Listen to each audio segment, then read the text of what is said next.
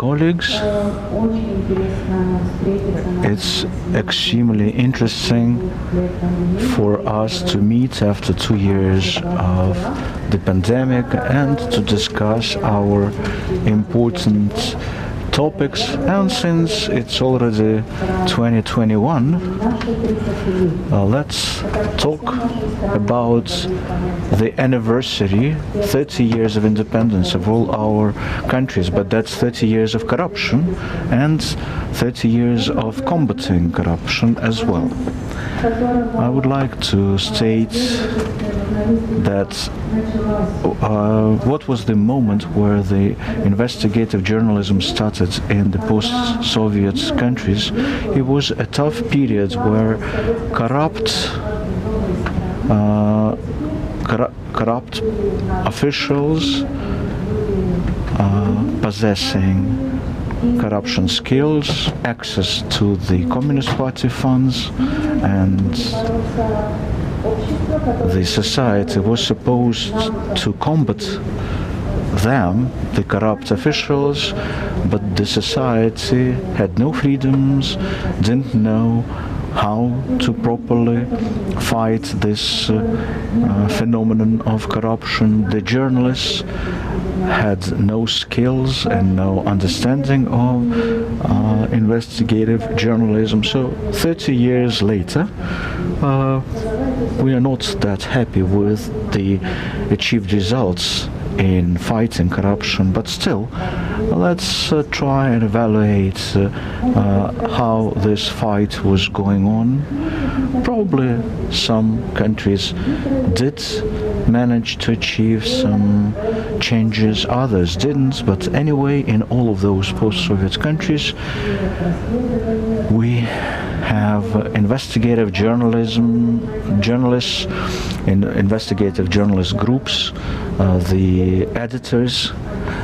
They are the people who train themselves to conduct investigative journalism.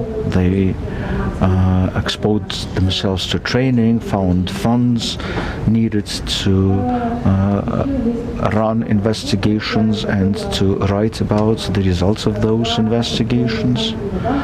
And now let me illustrate this with an example of our editorial team from Moldova. Our investigative journalism center exists already for 17 years, and our biggest success probably would be the assistance that we have rendered to our society, because finally the society knows that there are investigative journalist groups in Moldova. They know whom to address their concerns with. They are aware how to treat the output of investigative journalism. So this awareness is extremely important. Now let me show you some brief video with the statistics that illustrate the success of our work.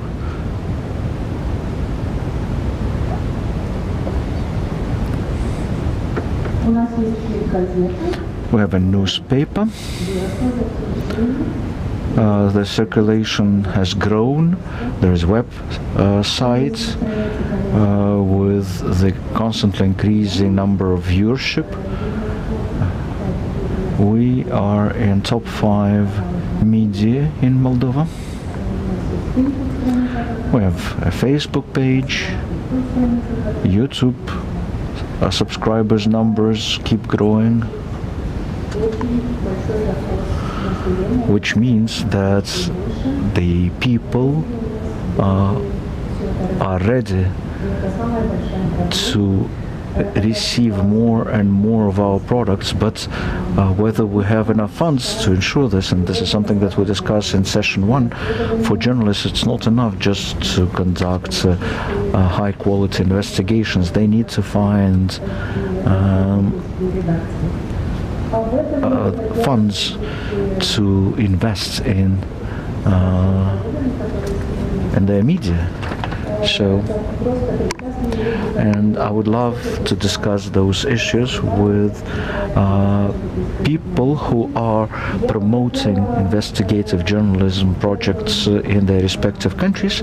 So the first person I would like to talk to is Ganna Iksanova from Kazakhstan. Hopefully she has joined us online,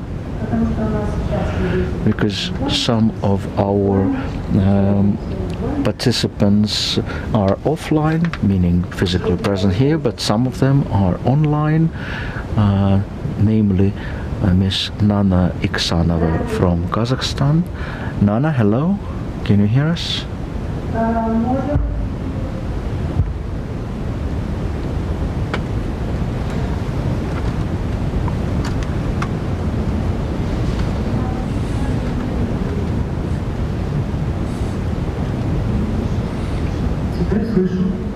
Now I can hear you, yeah, and we can hear you as well. It's a pleasure to meet you here. We're missing you, of course, being physically here with us in this conference hall, but it's still great that you managed to join us. So, how is investigative journalism being done in Kazakhstan? Is it even possible for the journalists to investigate some topics, and what's the challenges they face with that? Well, first of all, let me share my presentation with you, and I'll be speaking while demonstrating my slides. So can you hear it? Yes. Great.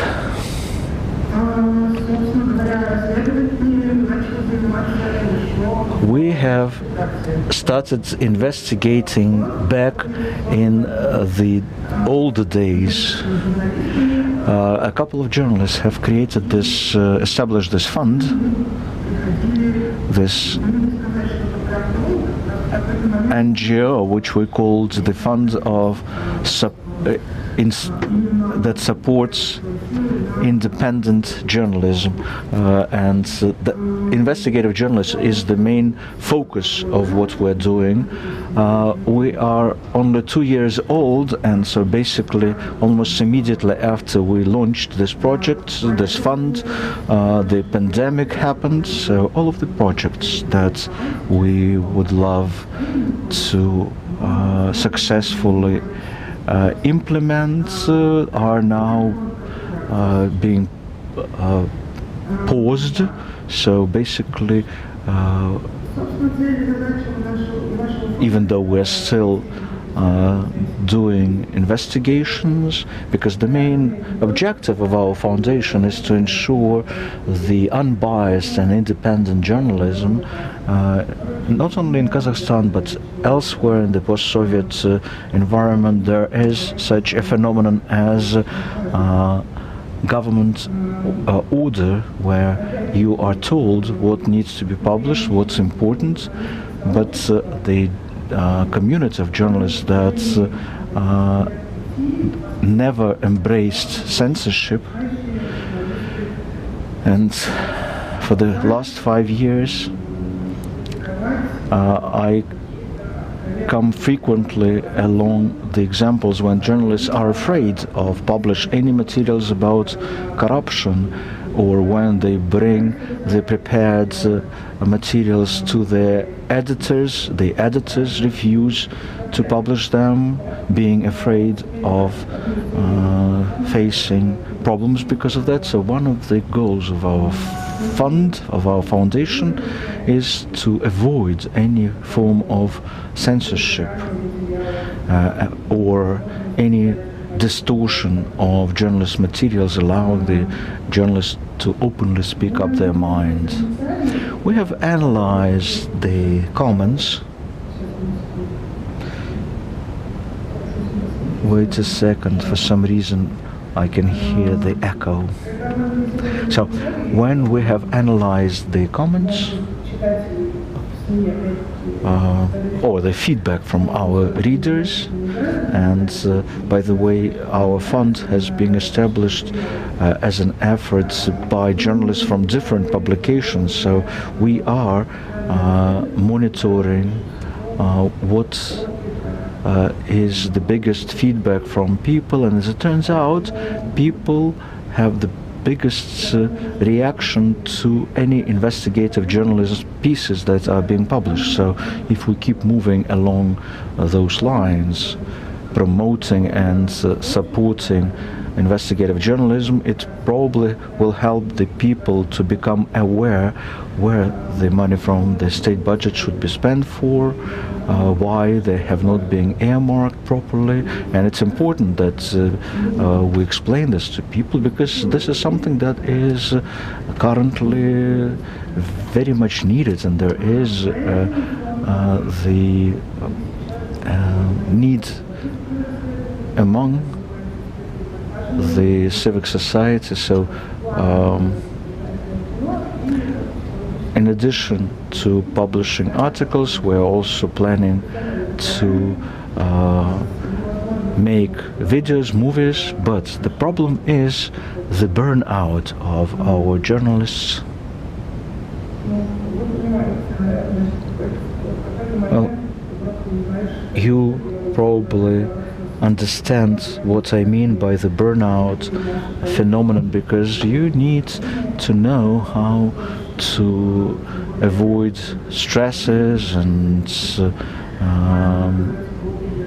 any stressful situations that might cause this burnout. So now it's important to assist our journalists in helping them to avoid that. And but at the same time, we should be grateful to our government that they started applying censorship against our materials. They've been using bots to write negative comments, even though people recognize that half of the comments under our articles are not from real people, but from those bots. And the fact that the government is not ready to embrace free and independent media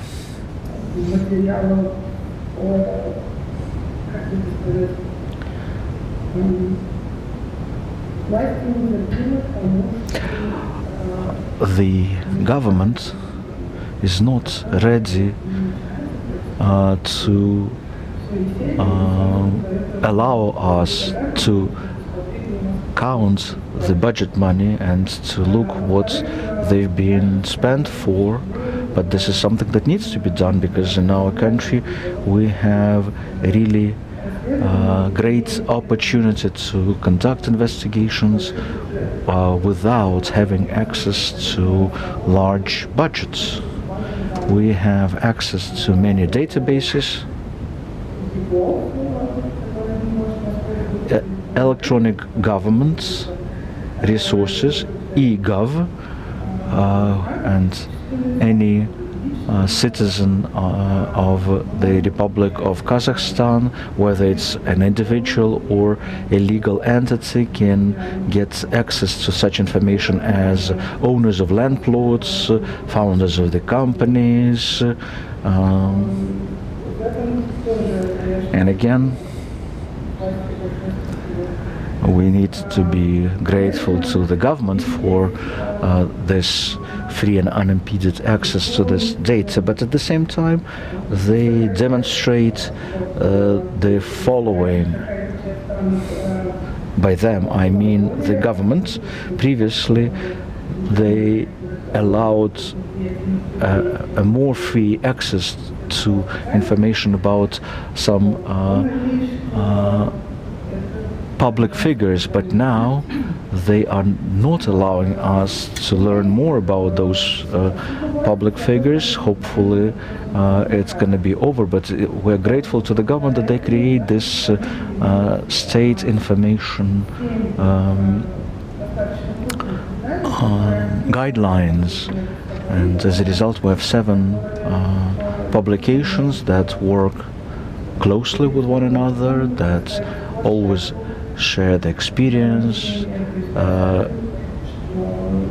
allow certain materials to be published in a number of publications publishing the results of some investigation in a number of media outlets.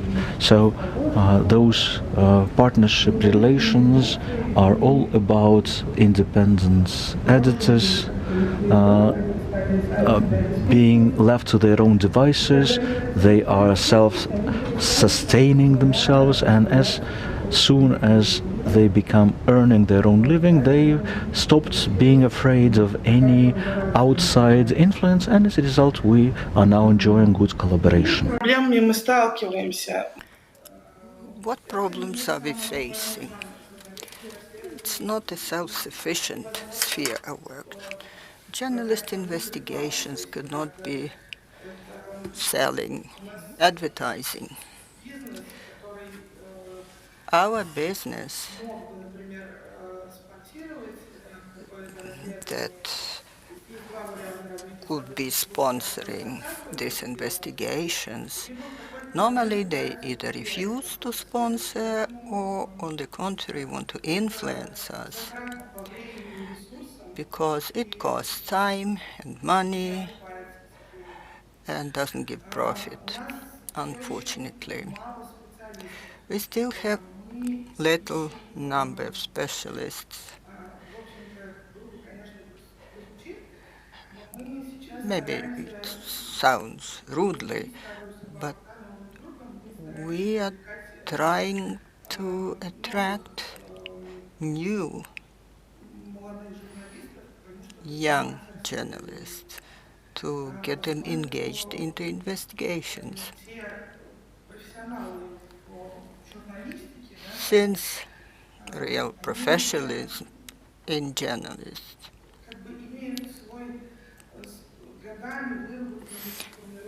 they have already their views developed and formulated during the years. They all come from the old Soviet school, from old Soviet legacy. Therefore, we are trying to train new journalists, but it's not easy. First of all young people want to get prospects immediately, get money now. Some young people have problems with understanding values and ideas. Plus to that, people are afraid of spoiling relations with authorities. They're not sure that they will work as journalists their entire life, and then there will be no possibility for them to find a job. Most of big media outlets, especially Kazakhstan TV channels, are not interested in conducting investigations. There are several TV programs that speak about investigations. But they mainly local level. They're trying not to say something significant. They normally say critical things, not touching top-level officials, not touching spending from the national budget. They are afraid of spoiling relations with the authorities. When they get orders from the government, from public budget, they don't want to lose it, not to spoil this source of revenue by publishing critical things. Therefore, few media are real partners for us. And accordingly, what are the risks for journalists? Persecutions by law, court hearings.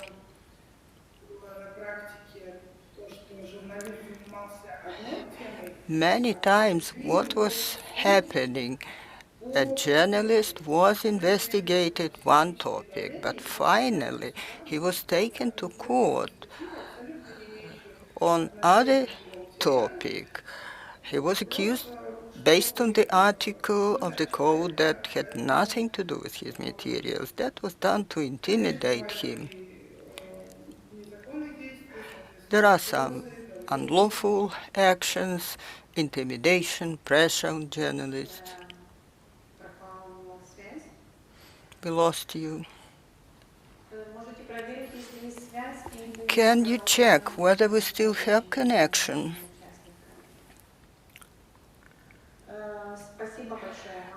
Anyway, Anna, thank you very much. Probably you wanted to say more, but what I liked actually, that we all have similar problems, both in Ukraine and in Kazakhstan and in Kyrgyzstan, access to information. We got access to some databases, then government started closing certain databases. Some outlets are under control of the government. There is kind of self-censorship and big problems with having staff with new journalists. Young journalists want to get everything immediately. Now, it's very good that we are all different, but we all understand what problems we face and how to resolve these problems jointly. Now, I would like to invite Annu Kapushenko from KLO from Kyrgyzstan. I hope you will tell us about your problems and what solutions you can offer when conducting investigation in Kyrgyzstan. Good afternoon. I'm Anna Kapushenko, chief editor of an outlet called PKG Kyrgyzstan. I would like to present our work and to tell you what we are doing, what problems we are facing. I called my presentation How We Investigate Corruption in Kyrgyzstan, why it is getting more and more difficult to do it.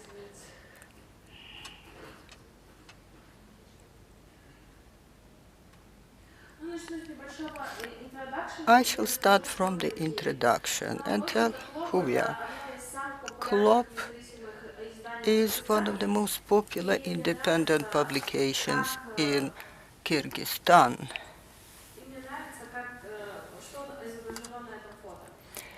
What can you see in this picture? Our journalists are coming back from one of the assignments. What I like, that we don't see their faces. Journalists who are investigators, they are fighters of invisible front. They don't want to disclose themselves to security forces. That photo was taken when we were covering the assets of the former President Azanbayev. What were we doing? As many other publications in post-Soviet space, we cannot get engaged only in investigative journalists. We are doing everything at once, both presenting news, both telling stories, providing video, multimedia storytelling, and thank God recently we got the possibility to make separate investigations and data journalist articles. We even got 2 separate divisions in our outlet for that. What are we investigating? For instance, like all journalists in post-Soviet space, we are investigating where money provided by international donors goes to. Government policy on distribution of international aid is not transparent. We could not until now get answers from authorities where the money of donors was spent. I think situation is similar in all post-Soviet countries. It's very difficult to monitor all that.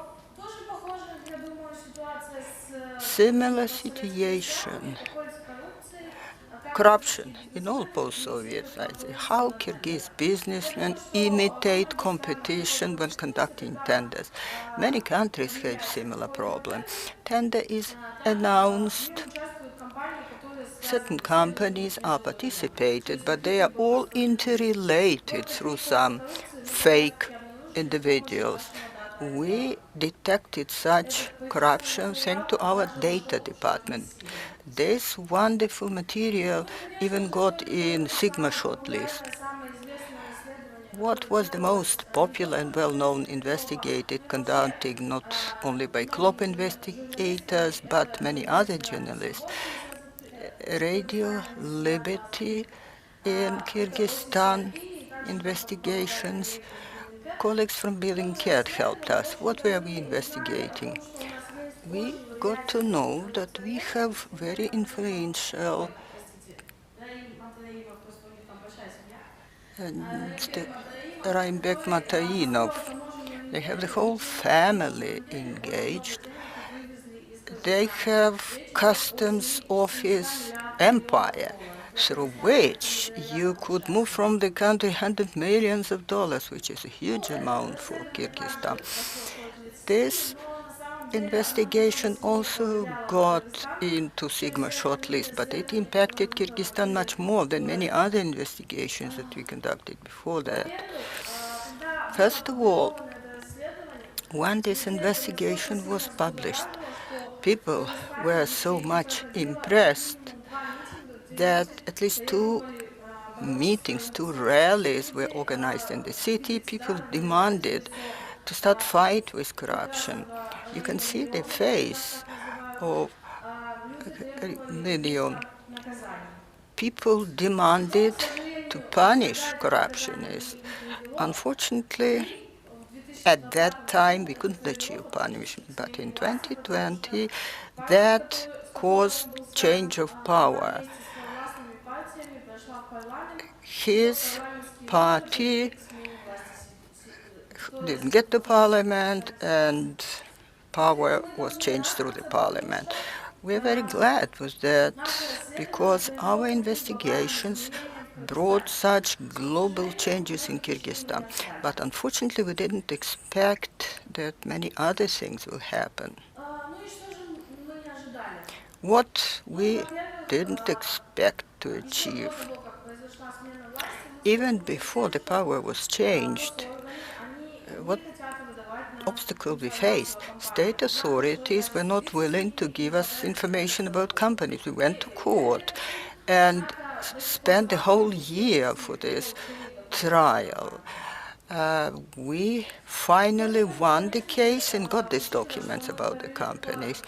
Since we conducted such huge investigations, Matraimov didn't like it, and he went to court against us. It also lasted for almost 1 year. There was a court hearing pending for the whole year. The plan of authorities was to try to exhaust us, to keep us irritated. But when the power was changed, they abandoned these attempts, and cases were closed against journalists. But when new authorities came to power, we got other strong risks. Our new power narrows access to information considerably. Sabir Jabayev came to power who has very authoritarian views. He changed constitution, increasing his powers. What is he doing? I shall give you one example. We don't have possibility even to monitor amendments to legislation. We couldn't see draft amendments to criminal code before the president signed them. We saw them only when they were signed and got effective. It's a very dangerous trend. Other very important thing, our access to information was downsized. Reform of all government agencies is happening, and all ministries and agencies change their website. But when changing website, they remove all the information that was there previously, which makes access of journalists to it more difficult. Since reform is going on, we cannot even find those who are responsible for providing this or that information. For recently, one investigative journalist told me she spent the whole day to get to know who must take her request in order that later they provide me the information, because Cabinet of Ministers is under reform now. Luckily, journalists are not murdered, but there are attacks and there are threats against them. Sergei Silayev stated that journalists are distorting his words and they should be taken liable for that. What complicates the situation even more, the law on fakes signed by President Jafarov recently. What is this law about? You can complain about media outlet alleging that you printed fake information. If you do not remove this information within 24 hours, your site could be blocked for 3 months until Commission makes a decision whether it was a truthful information or not. But you can understand who will be the members of this commission. This is another method how to impact journalists and force them not to talk too much. This law has not come into force completely yet, but we presuppose that it can impact media activity negatively, and we are thinking how to respond to it. As I have mentioned before, risks are numerous, but we are trying to resist them somehow. First thing that we are doing, we are strengthening safety and security of our team. We created specific departments. There is investigation department, and other journalists who work in the team do not know what investigators are dealing with. We think that it is correct and this enhances safety of entire editorial board. Also, we have divisions on digital security and personal security. All journalists realize what problems and risks they can face, and they are given instruction what to do. In case they say that journalist or editor is called for investigation, and it does happen quite often, you can immediately call for a lawyer. The other thing, in order to counteract actions of authorities, we go to court against them. We're not afraid of court hearings and cover it publicly. And sadly, what helps us to fight against actions of the government? We criticize them publicly. We try to tell publicly what risks are posed by authorities. So such is the situation in Kyrgyzstan. Thank you for your attention. These are my contacts. Thank you very much indeed. Было очень приятно учиться у... It was very important for us to hear from Anna about new risks, namely that they delete information from websites. We need to know about this because it's important to save the information that we found somewhere to avoid those attempts of the government to delete information. Information belongs to people, not to the governments. So thank you for this piece of advice. So we're still staying in Kyrgyzstan. Zamat Tinaev will join us online, who represents a very interesting project called Internews in Kyrgyzstan. Internews supports journalists in Ukraine, Moldova, Kyrgyzstan. So Azamat, hello. Hello, we can hear you well. Yeah, that's great. Can you tell us how can we work more and with a higher level of success?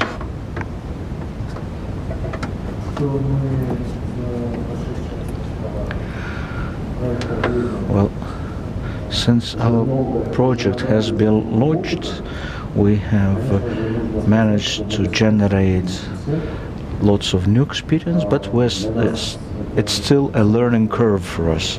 We still keep learning. This is a brand new path for us. And so that this process have some guaranteed outcomes.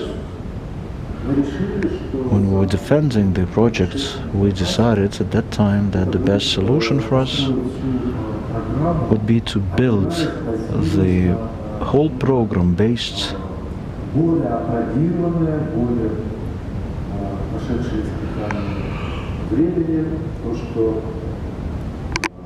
on time-proven approaches, using best practices from other places, and ultimately the solution that we used was OCRP, and that it will be OCRP journalists instructing other journalists using the OCRP standards. And it proved to be an uphill battle.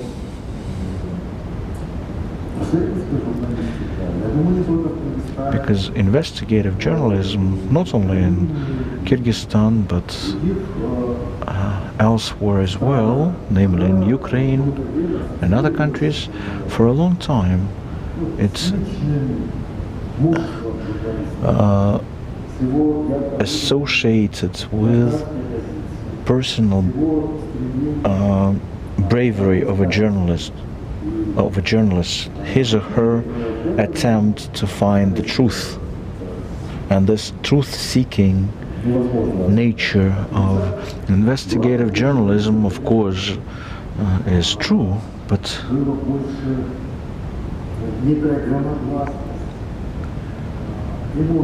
it was important for the journalists to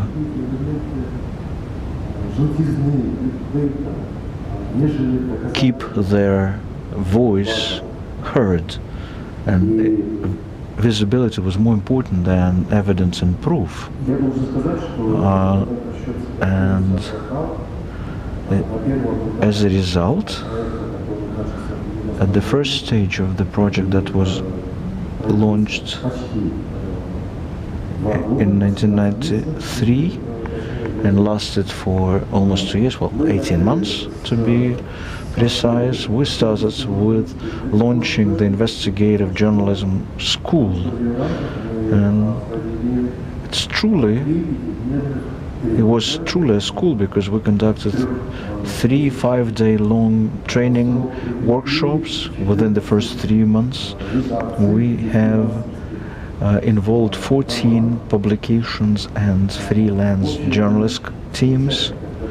The total number of project participants that started from day one was 42 people. Of course, not all of them have crossed the finish line, which is yet another proof that investigative journalism is not something that any journalist can handle, because you need to be well assisted technically, legally, and not everyone possessed needed competencies. And as a result, what we did was this: we not only exposed journalists to those training workshops, but after the workshop. We conducted the pitching, the competition of ideas, and out of 14 teams we have selected 6, and we allocated grant funds to those teams, but not just handing out cash, but we provided mentors support to them as our mentees. And some of them will be attending your events, both offline and online, namely Vladimir Tchorik from Rice, Moldova, Andrei Zakharov from Russian service of BBC, Lena Loginova from Slidstvo Info. All of them came to us, to the city of Bishkek, and we would bring all of them to the high mountain lake of Issyk-Kul so that they will not be distracted, and the training process proved to be quite tough. For me, what became a revelation was that one of the participants during the very first training class, she mentioned quite emotionally that, yes, she said, I do recognize now that most likely I will not be able to handle investigations myself, but this training course still would help her tremendously in her everyday journalist work, because investigative journalism workshop exposed our students to the best practices, to new tools, to some new conceptual approaches. And so after the first 6 months of using the grant funds, all 6 teams started publishing the investigative journalism pieces, articles, and all the time that it took them to prepare those materials was spring, summer and autumn of the year 2020, so the height of the first couple of waves of pandemic, and so we were all were witnessing the lockdowns, and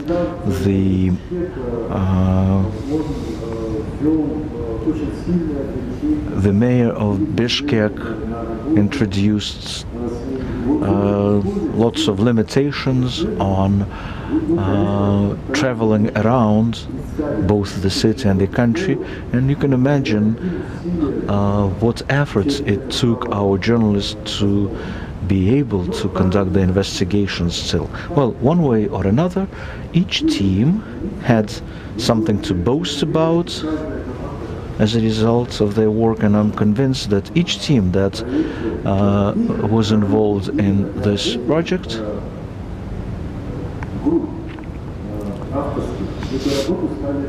for those teams, the pieces that they published became the height of their professional careers. Anna was a keynote speaker before me, and the members of the Klop team, Sasha Titova, Telegunova and others, they conducted investigations about the troll factories, the factories of trolls. And when we collected the first statistics, within 1 month after publishing this multimedia material, the number of views reached 1 million within the first month. Well, there are only 6 million people in our country, so 1 million reads of that article, and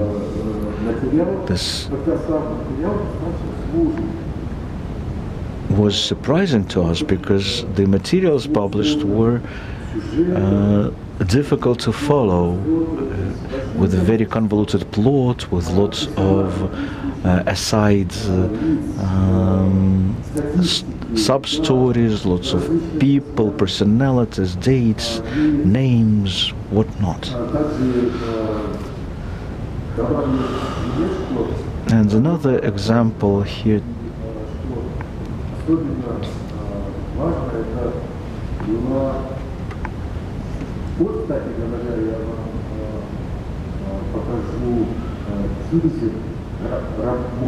Let me share with you the teaser of one of the pieces that Klopp team did.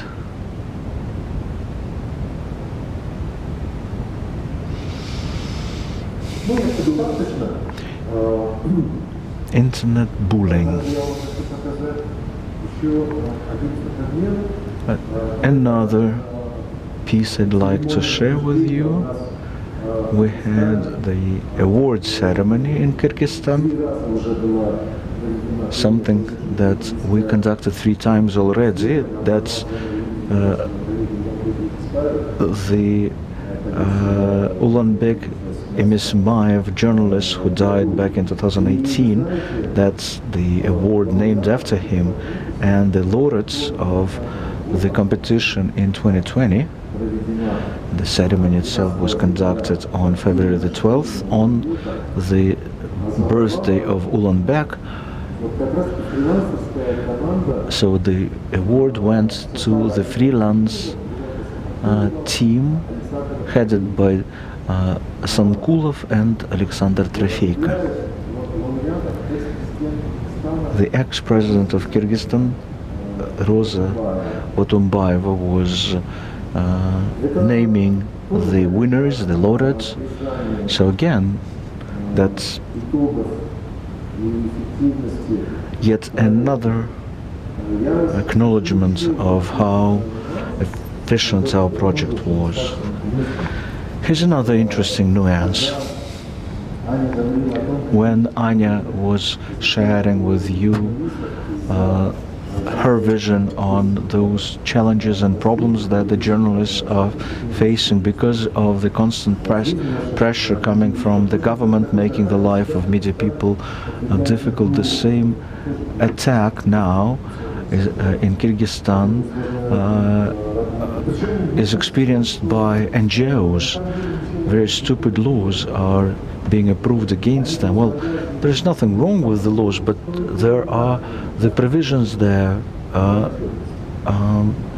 forcing the NGOs to file the unneeded reports. And Internews, by its format, is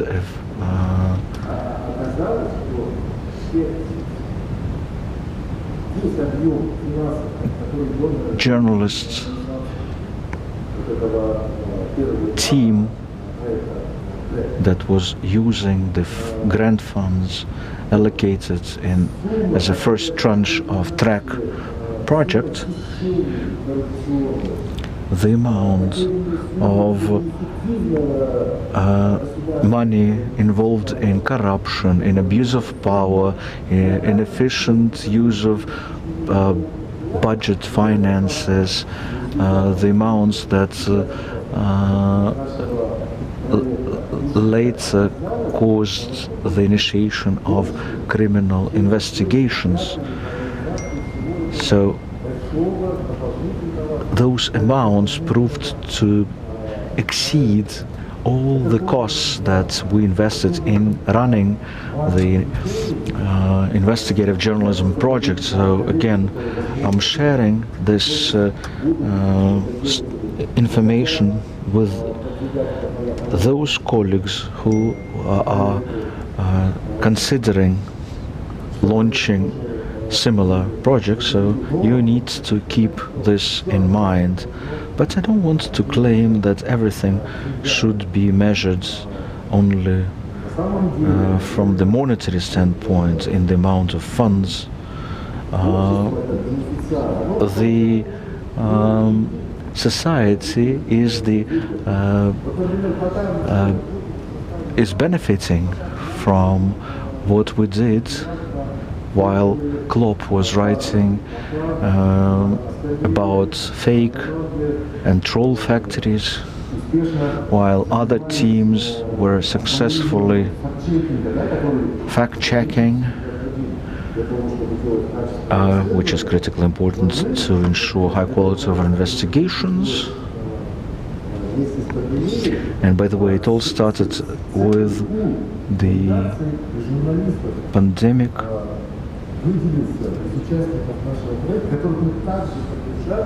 whom we supported as well.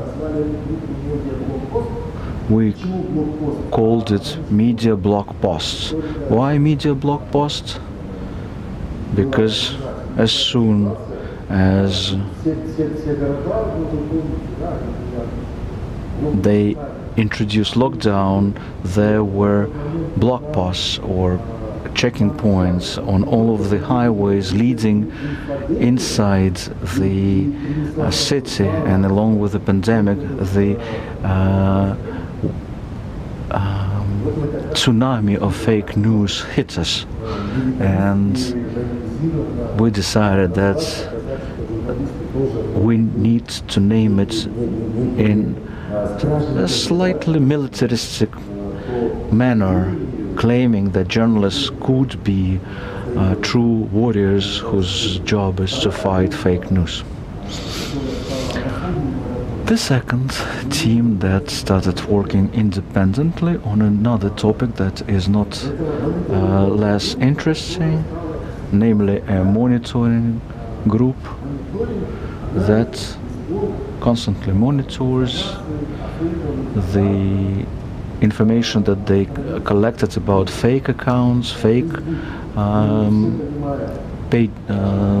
pages in Facebook. We all recognize the true reason why Zuckerberg and his company, what challenges they're facing now. Actually, their challenges now were based on the sheer fact that the Facebook company was not able to deal with the risks associated with the involvement of such destructive groups. And we managed to ensure some sort of collaboration with Facebook, and this collaboration proved to be especially important during campaigning, when we were writing about parliamentary and presidential elections. So this team of investigative journalists keeps writing about those fake accounts and fake pages. We recently updated our information how many of those fake accounts have been deactivated. So while our journalists who monitor this situation, who are doing fact-checking, who are investigating Facebook, and thanks a lot. And in conclusion, well, am I done here? Yes. Probably we will have some questions to our speaker, but we lost the connection or not? Oh, no. I can still hear you. Well, we can hear you as well. So your project looks quite interesting and promising. You have prepared the teams of investigative journalists. They have published their first materials, but what needs to be done to keep supporting them, not to lose them, those teams, those people, all the investments we made into them? What needs to be done so that they will continue that good job that they're doing? I understand what you mean. When we were starting our project, we explained to our journalists immediately, not a single large project can get permanent support from a donor. We were telling them a project is judged an opportunity to learn how to work with investigative journalism, to get to know the standards of investigative journalists, but to look for some permanent condition of journalist investigations. Journalists know that, even without our warnings.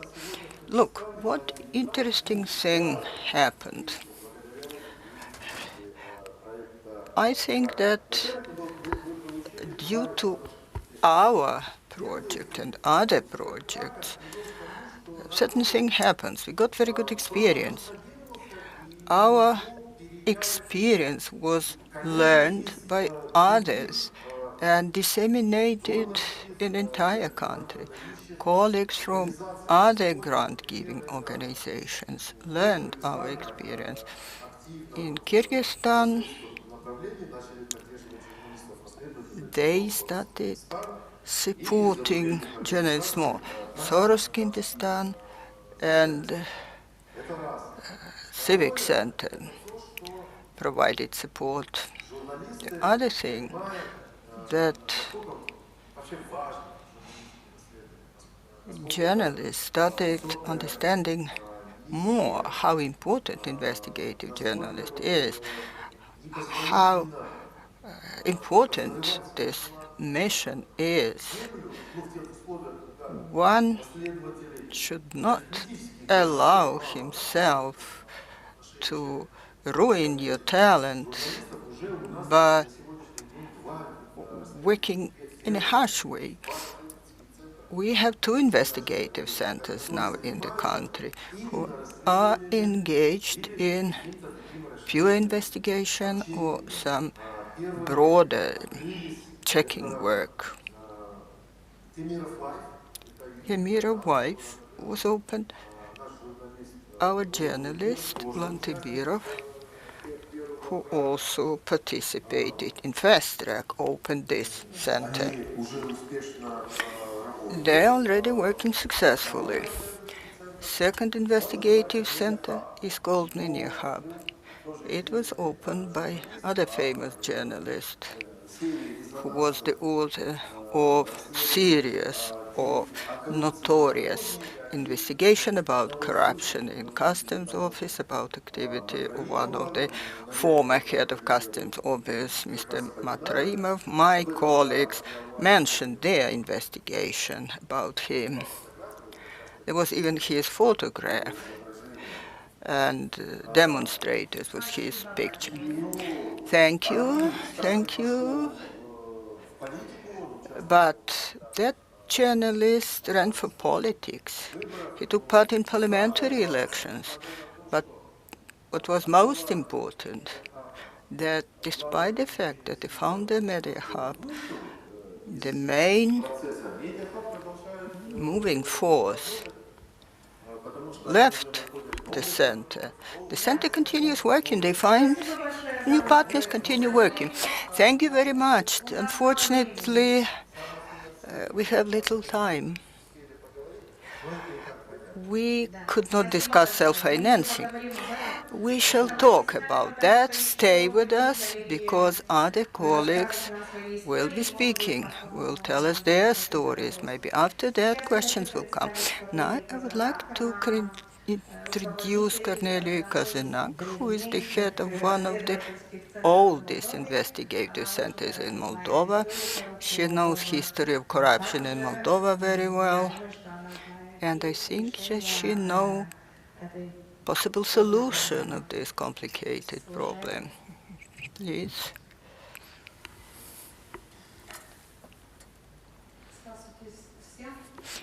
Good afternoon, everybody.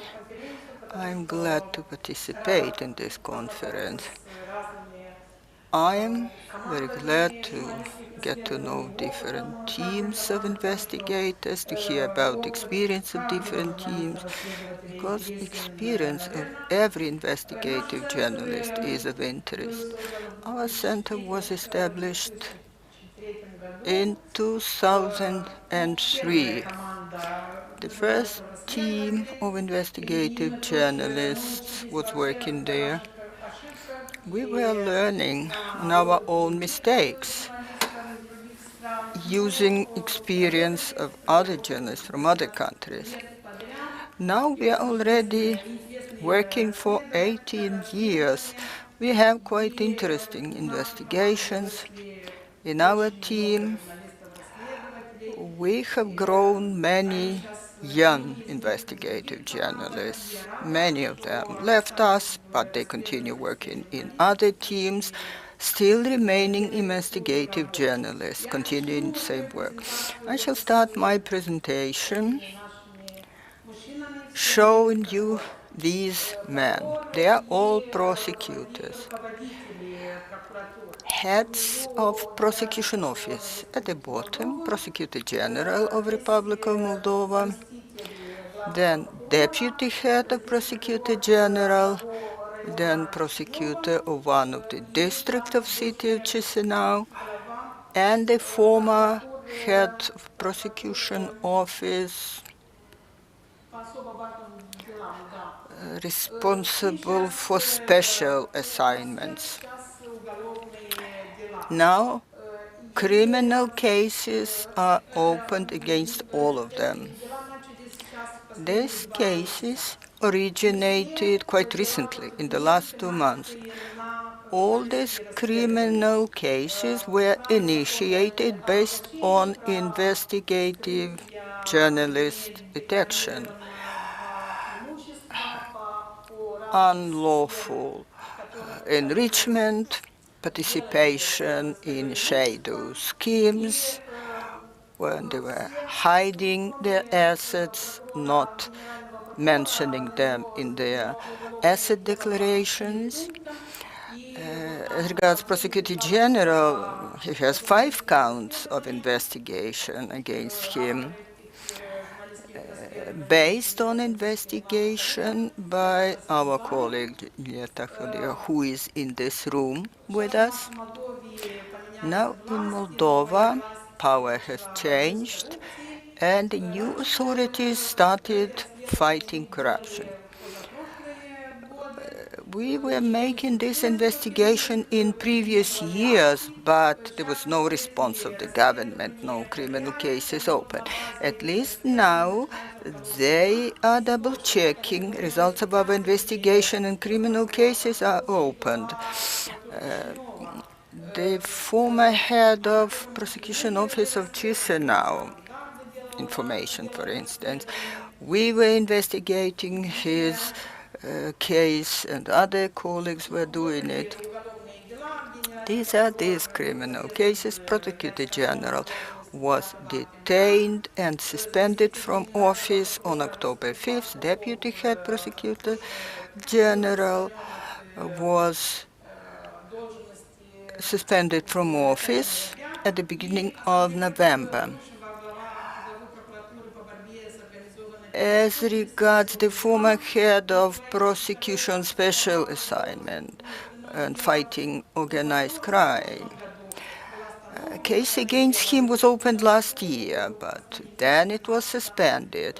Then it started again. Here you can see Prosecutor General. We disclosed several schemes where he was not declaring incomes of the companies owned by his wife. She has a beauty parlor which continued functioning, but they did not declare revenues from this beauty parlor. Other schemes were used to get undeclared incomes. In the case of Prosecutor General, They also use our materials. Other investigations made by our Ukrainian colleagues, they were showing that prosecutor's wife became a beneficiary of a company of our big businessman, a very controversial.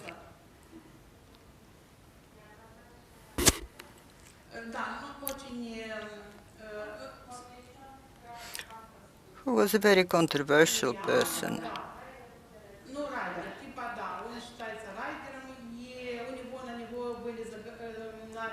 His radar.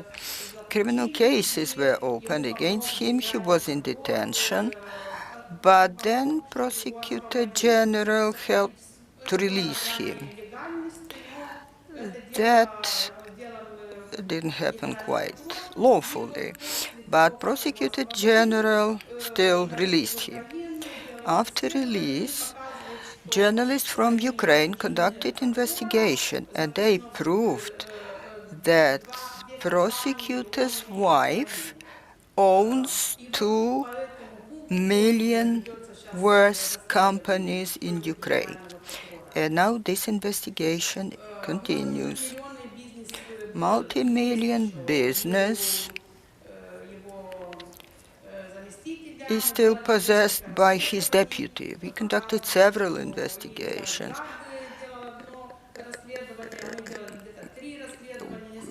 Our colleagues made 1 investigation. We made 3 investigations. We're writing about that, but he went to court against us. He has a luxury house, several companies registered in the name of his wife, for his family members, his father-in-law, his son. Our investigations were not bringing any results, and only now a criminal case against him was finally opened. He went to court against us, and the court case is pending. The other investigation against the 4th prosecutor is also an interesting person. He was engaged in criminal cases. 7th of July 2020, there was a big protest. Many participants were detained and they were tortured in police. And judges in the courtroom could see the traces of torture, but still they didn't do anything, and court trial continued. But this prosecutor was engaged in. He was promoted very quickly, became deputy prosecutor general, then he was the head of prosecution office in one of the districts of Chisinau. Julieta was making this investigation. She found the information that he lives in a luxury apartment. He has 2 apartments which were not mentioned in his declaration. We started investigation and we found that he allegedly divorced his wife, but it was fictitious divorce. And these apartments allegedly belonged to his wife that allowed him not to mention them in his declarations. But our colleagues were tracing him, were disguised as janitor, and were watching him and got the proofs that he lives in this apartment. He's leaving this house every morning. So how we were checking property of his ex-wife? She's a lawyer herself, but she was not engaged in judicial legal practice. She was busy with children, but still she possessed all these apartments. And we were checking these apartments in the database. She got to know about that and started complaining against us. She wrote a complaint to Data Protection Office. We journalists have a problem with getting access to data because of the law on data protection. When we get information, we want to get information, we are often refused, and they allege that this is personal information and we cannot give it to you, especially if it is information related to high officials or public money. That is the answer that we get. So she wrote a complaint against us. Personal information centers started requesting us. We said, we are journalists, we are investigating, we need materials. They asked, where are your investigative materials? Our answer was, we cannot give you investigative results immediately on the next day. They didn't like our response and made a decision that we abused our powers and acted against the law. They didn't mean anything serious against us. They just decided that we abused provisions of the law. However, this center complained to the press council, asking them to discuss our case, that we violated the law, that we violated ethical code of journalists. This press council had a hearing discussing our case, and the conclusion was that we didn't violate the law. On the contrary, conclusion of this press council was that journalists were doing their job. Documentation of materials, this is a job of journalists. Then we published these materials. After publication, again, attacks against us started. Prosecutor's ex-wife went to court against us. She filed a complaint to police demanding opening criminal case against us. Criminal case was not initiated against us, but in the course of the year, the court hearing was pending. She went to court against editor, against us, against the center,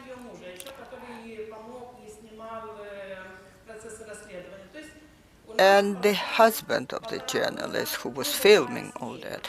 It took us a year and a half to fight attacks of this woman. She was writing her complaints, and we were providing our explanations, trying to justify ourselves. Only this year, in the end of October, prosecution office gave the conclusion to this woman that there are no reasons to open a criminal case against us. And in November, finally, a criminal case was opened against her ex-husband, against this prosecutor. And probably one of the arguments will be that his divorce was fictitious. That was a pretext not to declare his assets.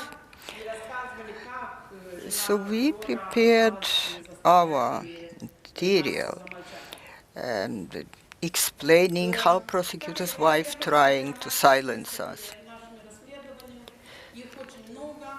I mentioned only a few of investigations, but there are quite many of them. Our center started functioning in 2003.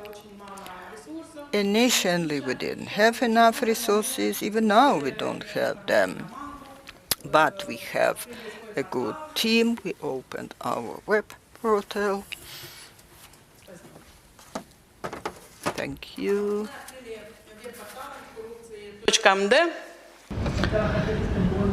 Web portal and the C.MD.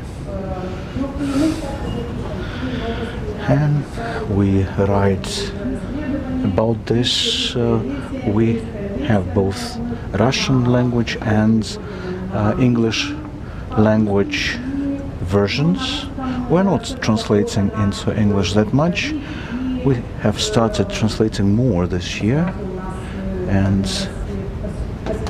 immediately the number of visitors increased, which only proves that the population that tends to read in Russian was looking trustworthy sources of information. That's the reason why Russian language version number of visitors increased. Our website contains an interactive map where we can demonstrate where are those locations where there are corrupt officials, abuse of power, infringement of human rights. So we publish this data. We make sure that the information published is trustworthy and does not infringe upon other people's rights. And we were quite successful with a number of investigations that we have started based on the information that people have shared with us. There was a court litigation against this interactive map, and one of the publications, as our opponents claimed, infringed upon that person's rights, but we have won that court case. And there was another interesting investigation on the pedophile ring.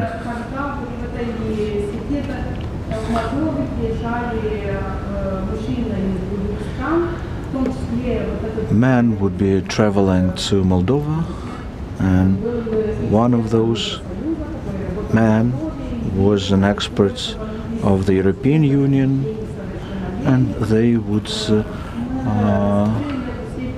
deal with minors.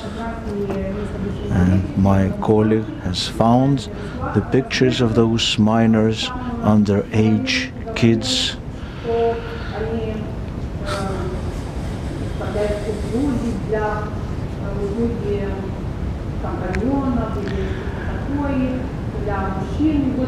Escort services to men by minors. This investigation was done back in 2011. The investigation has started, but this suspect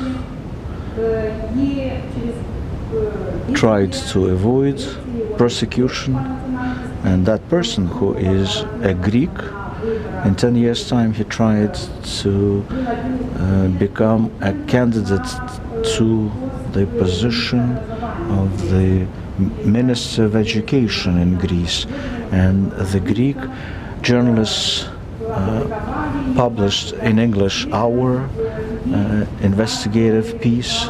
They continued investigating themselves and filed the complaint with the Office of Prosecution, and then that person was imprisoned for 2 years, something that we failed to achieve in Moldova, but helped to do it in Greece. And we used concealed camera in that investigation. Another interesting investigation is funding of political parties. Let me just share this schematic with you. You can see how much data we had to sift through. On top are those state-run companies that initiate tenders. In the middle are bid winners, and we have checked lots of information, and we learned that those companies that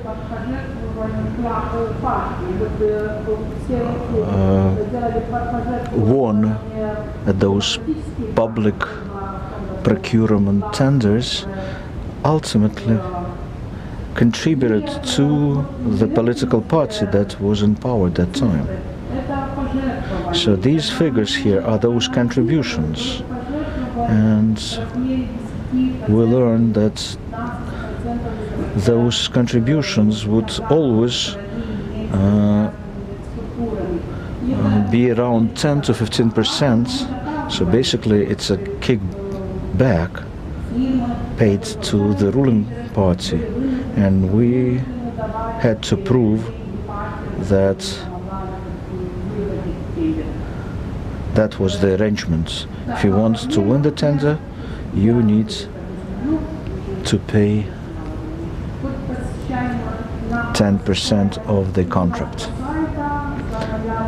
This is the number of visitors to our website. 1 million plus visitors to our website just in 1 month. The risks are similar to that in other countries. Threats to life and health, litigations. We have 2 or 3 litigations running simultaneously, but in 18 years of our work we haven't lost a single court case. Instead, we have won more than 20 cases against those government institutions that refuse to provide us with information. We have lost only 1 case against the former president of our republic, but now this case is reviewed by the European Court on Human Rights, and we hope that we'll win that case. Thank you, Cornelia. Thank you for very interesting stories. We are closing in on this session, so think about your questions. I will start with my question.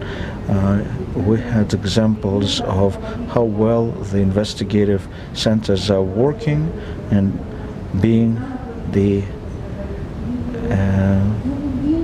manager of one of those centers myself, where do you get money from?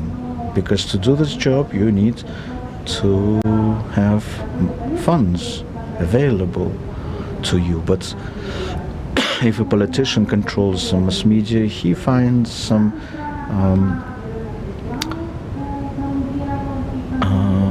dirty money, and the whole media market is being corrupt in our country. It's extremely difficult to work with companies that pay for advertisement. This whole sphere is very corrupt, and because people are poor, you cannot expect that crowdfunding will be helpful. So where do you find funds? Well, mostly these are grant funds. We are only 5% of all our financial resources come from other sources, like donations through Patreon.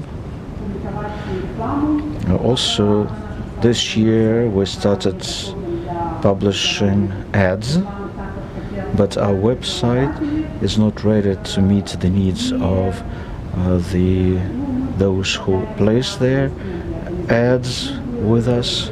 So we render some other services, like that of the press club, but that's only 5%, like I said.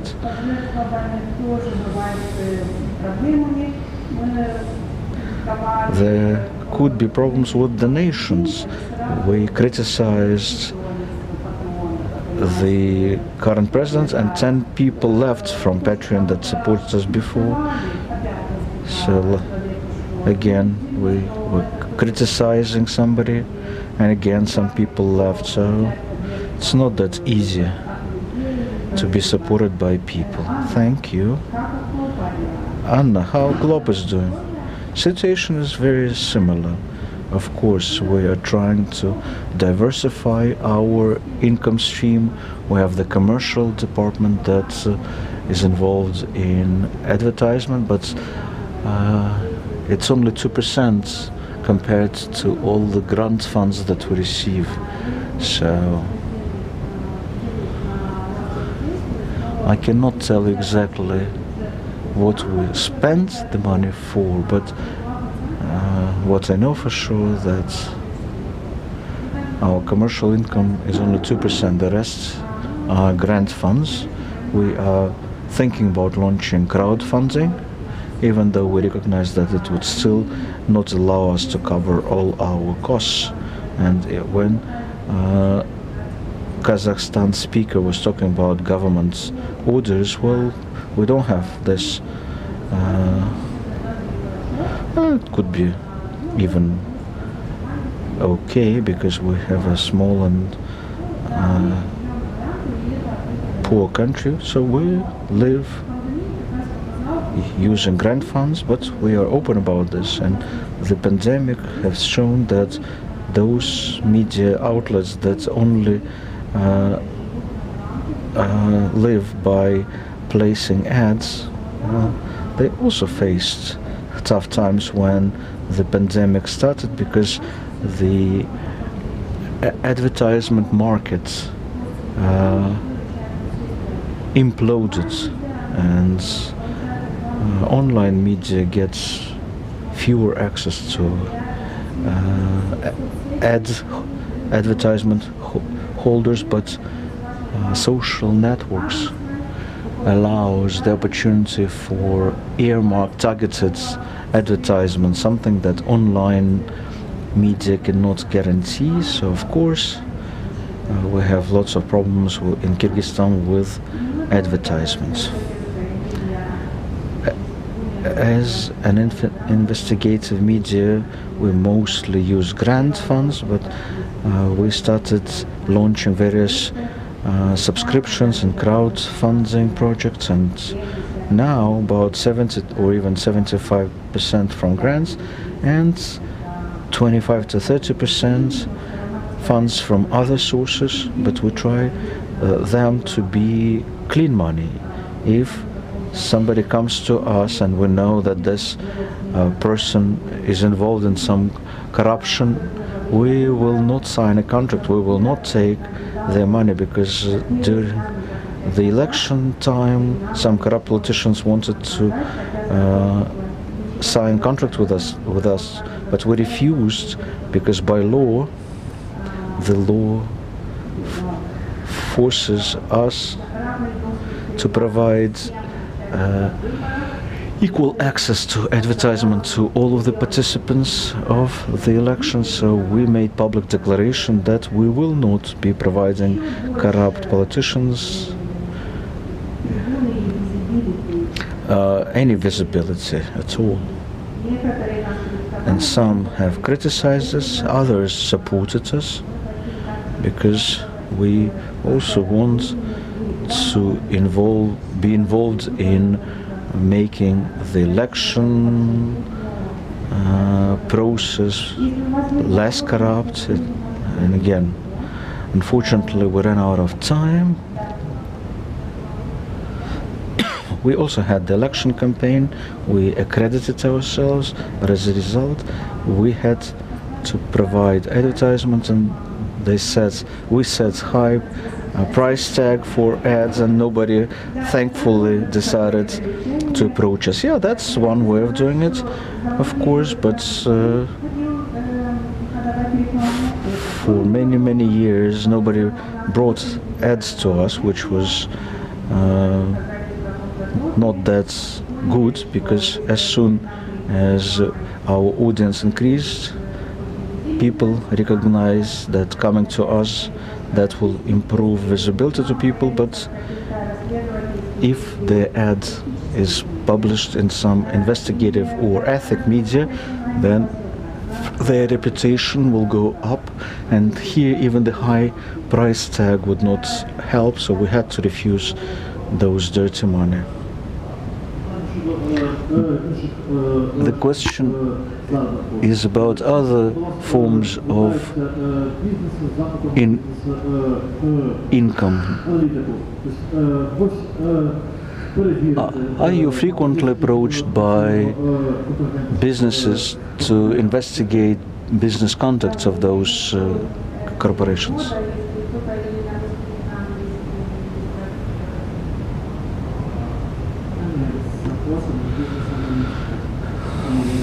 The same question translated into Russian. Sometimes they do, and that would be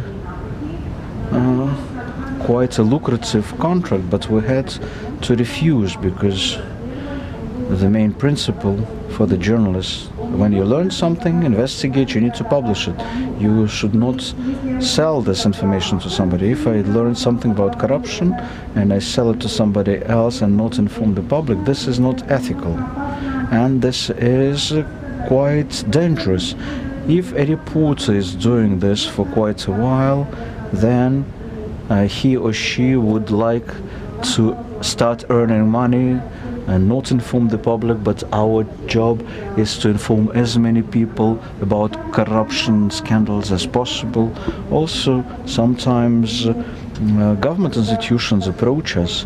For the last year in Moldova, when we had all those changes and the new governments came into power, and they keep asking us, what do you know about this guy or that guy? And we tell them, if we know something about this or that candidate, we will definitely publish it. We cannot work for the government institutions because that's not our goal. We did have the requests from businesses who asked us to investigate some problems associated with them. They wanted to pay for our investigations, so we decided that that case was quite interesting to us, and we said, okay, we'll do the investigation, but if you want to, you can make some contribution to our investigative center. But the important thing is that they can in no way impact our investigation. And so, as it turns out, initially they wanted us to run an investigation, but then they would disappear. But we didn't ask for anything else because that's fine. We did the investigation. We can publish it on our own. But what's important for us is to stay independent. Being independent costs a lot. That should be our ultimate goal, and we need to work even more. More work, less money. Thank you a lot. Thanks for existing, because we give hope to one another. If it's tough in Kyrgyzstan, then we can feel that things will turn for the better soon. So we need to explain to people not to be dispirited because of that.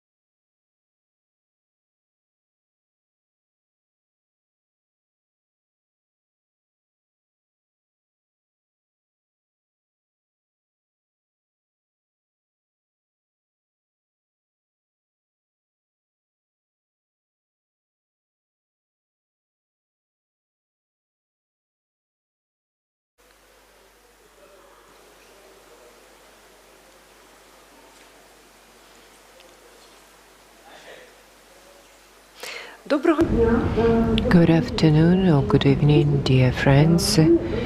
We are starting session 5, compliance of Ukraine with its obligations to protect the rights of journalists. The 12th conference of investigative journalists had a similar session. We spoke about the safety of journalists. We had Oksana Romaniuk there, we had the defense lawyers, but we decided to expand it this time by involving state institutions, since no matter how hard the defense lawyers are working with these cases, no matter how hard civil society organizations are involved in monitoring in collection of the cases and publications this information, we do need the engagement of law enforcement agencies, judiciary, and state institutions. Without that, it would be hard to find solutions. That's why we have Oksana Romaniuk with us today, the CEO Institute of Mass Information, Oksana Yuniovska, judge of the Supreme Court, Mr. Yakimchuk, Office of the Prosecutor General of Ukraine, and Olga Dubinska, Department for the Enforcement of the Judgments of the European Court of Human Rights. What we want to do is just to expand our horizons and discuss this issue, in particular how to find solutions here. So why don't we start with the first issue on the agenda? What is the current situation in Ukraine as to preventing journalists from their professional activity? Oksana, you'll be the first, and you'll be followed by other participants of the panel discussion to provide your assessment as to safety of journalists in their professional work. This year showed 3 absolutely different trends.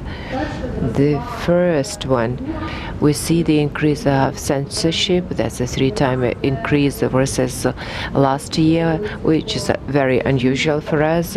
We expected this to happen at least next summer, when we see the start of parliamentary campaigning.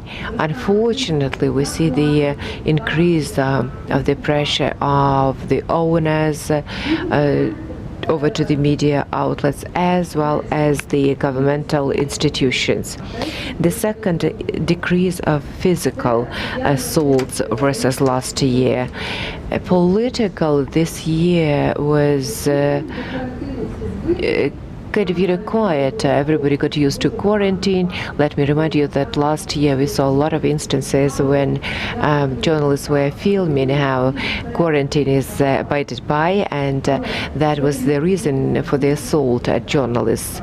This year, however, we had really high-profile cases of attacking journalists. When senior officials were attacking journalists, there were attacks in the region, so the number is less. We have 165 instances for this year. By the end of the year, we'll have 181 instances. Just to compare, last year we had 229 of them.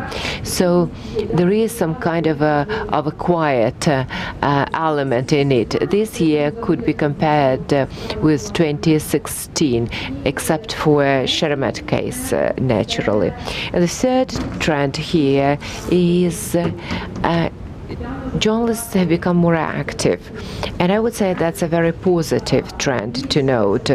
We see more journalists supporting each other, respond to the attacks and assaults, be more active when participating in the rallies, coming up with statements. So that's a very positive trend. For the first time ever in the course of 7 years, we see negative things when it comes to media reforms. Previously, we hoped to see some progress.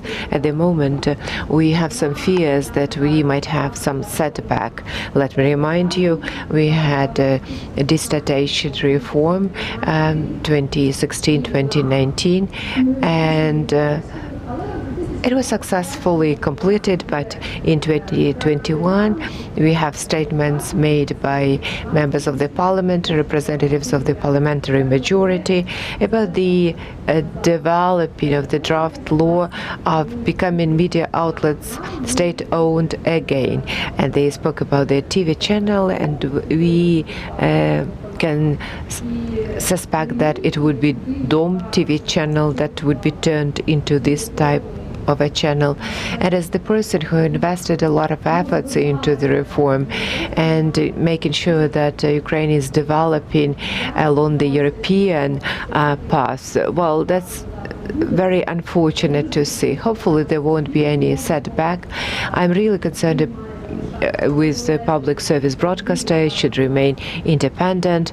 That's the only national TV channel that we have in Ukraine that is not under any influence of oligarchs. And it's very important to maintain this broadcaster this way so that it stays balanced in featuring and covering information. So all this puts more challenges to journalists. I believe that journalists should respond to this in media landscape. We might see less of the attacks, but look at what is happening at the national TV channels. I believe that it's time for journalists to get united and strengthen journalistic influence. We should remember that we are the fourth estate. As to impunity, we had both positive and negative trends here. The positive ones include activization of the work of the PGO when it comes to the overall number of cases. As of October this year, we saw the increase in the number of investigations by 20%. I mean the number of cases that are subject to investigation or those who were referred to court. But there are some nuances. We always have them. That's about the cases that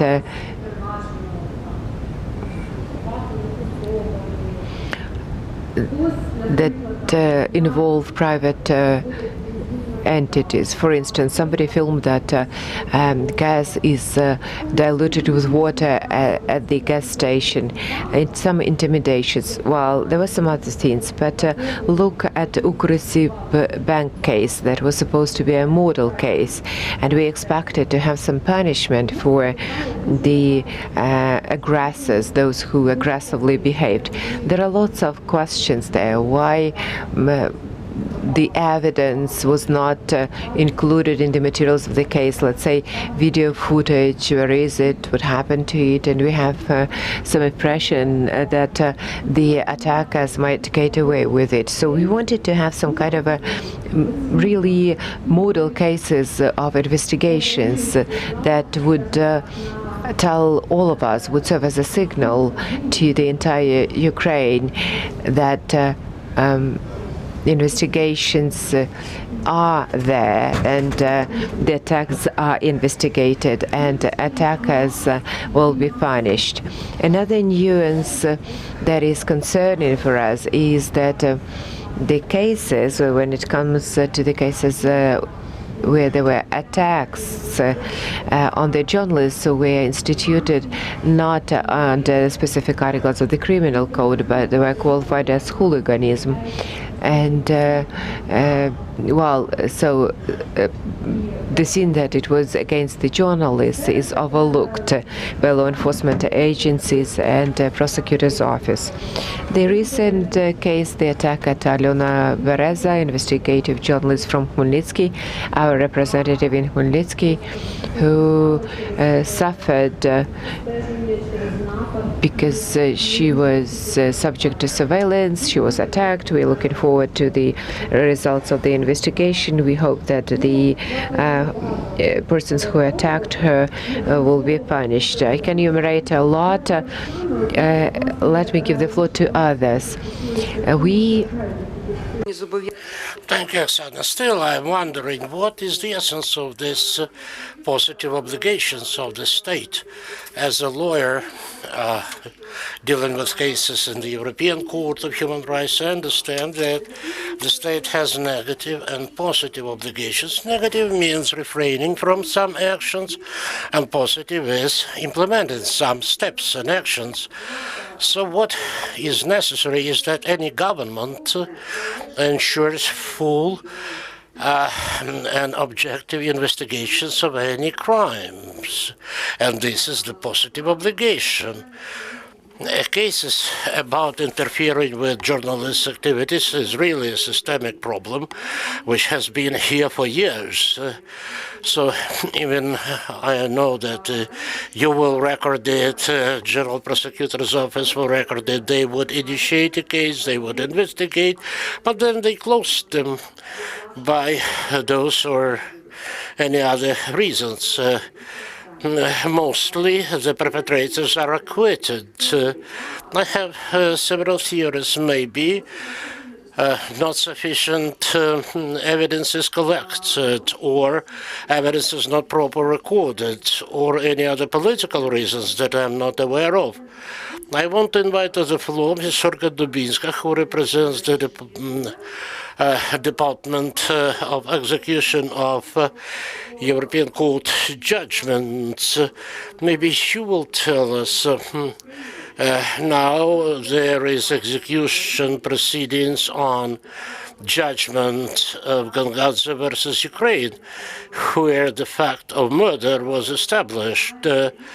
As far as I know, judgment in this case is still being monitored by the European Court of Human Rights. Well, good evening. Indeed, this case is in execution, has been in execution for quite a long time. And maybe I would need to say a couple of words. What do we mean by execution of judgments of European courts, so that we understand which steps are expected from Ukraine by the Committee of Ministers? Yes, I will appreciate that. Sorry, I cannot see you. That's why it's hard for me to say whether you agree or disagree. Well, now I can see you. I hope you can see me. There were some technical problems here. Can you see us? I saw you before. Well, then, yes, I'm supporting your suggestion. Could you comment on these, please? And in the meantime, I hope our technicians will create kind of adequate screens for all of us.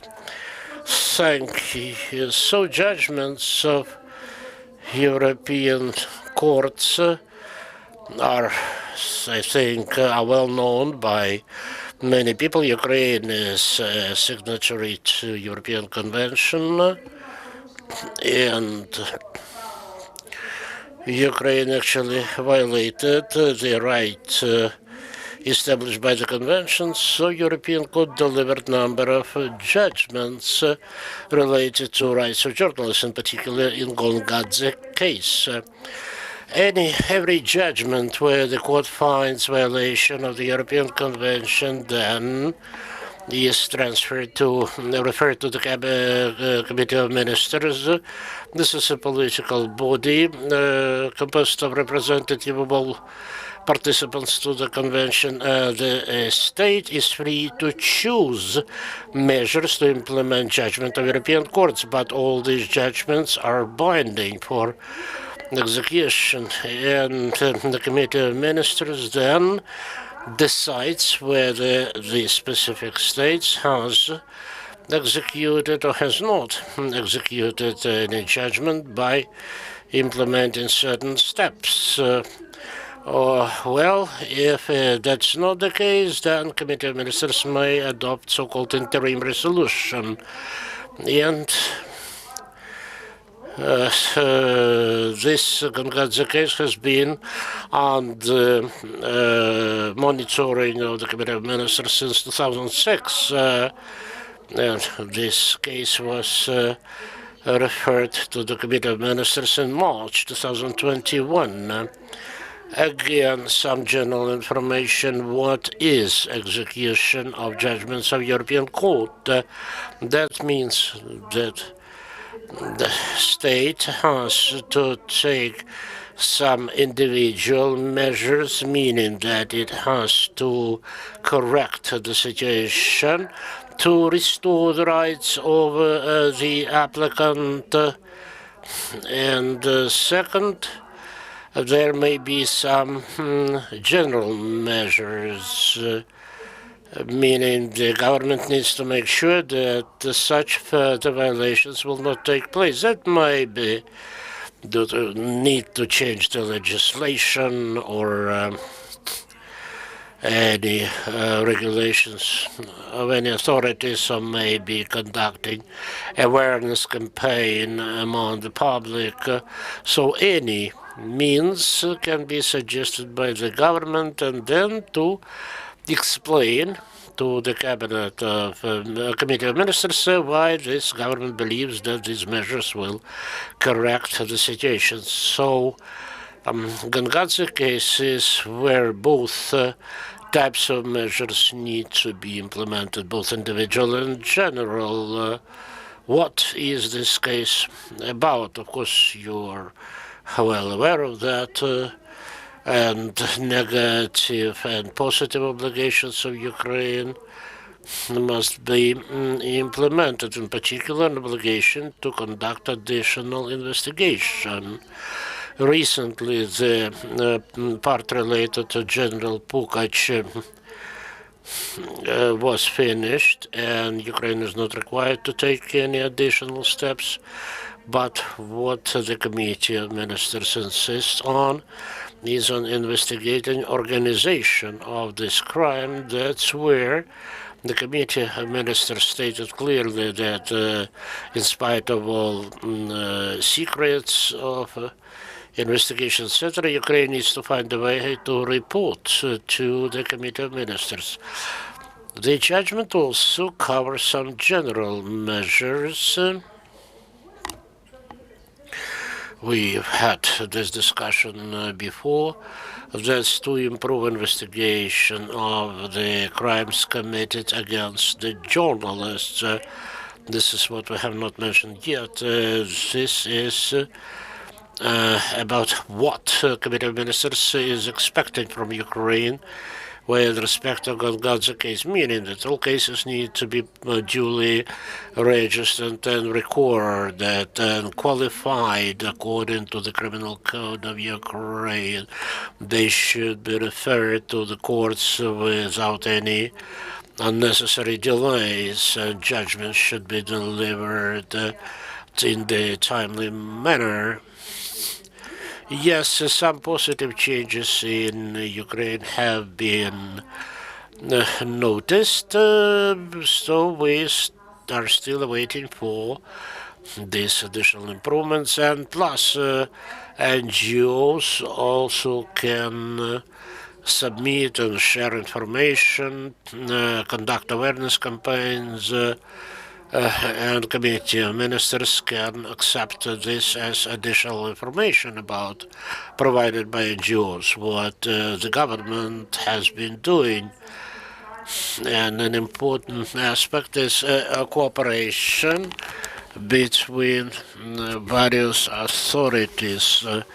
It's very good that we'll have here a representative of Prosecutor General's Office and Supreme Court. It's very important to emphasize this cooperation.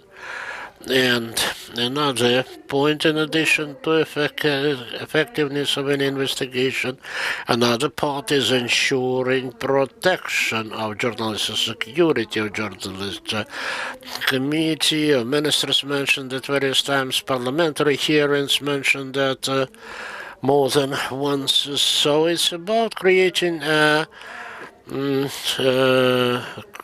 quick response mechanism, including the rules of its operations, etc. But the key point is coordination between various authorities, various working groups, in the coordination group, clear role should be played by the prosecutor general, and also public authorities can create some maybe assisting bodies with participation of the public.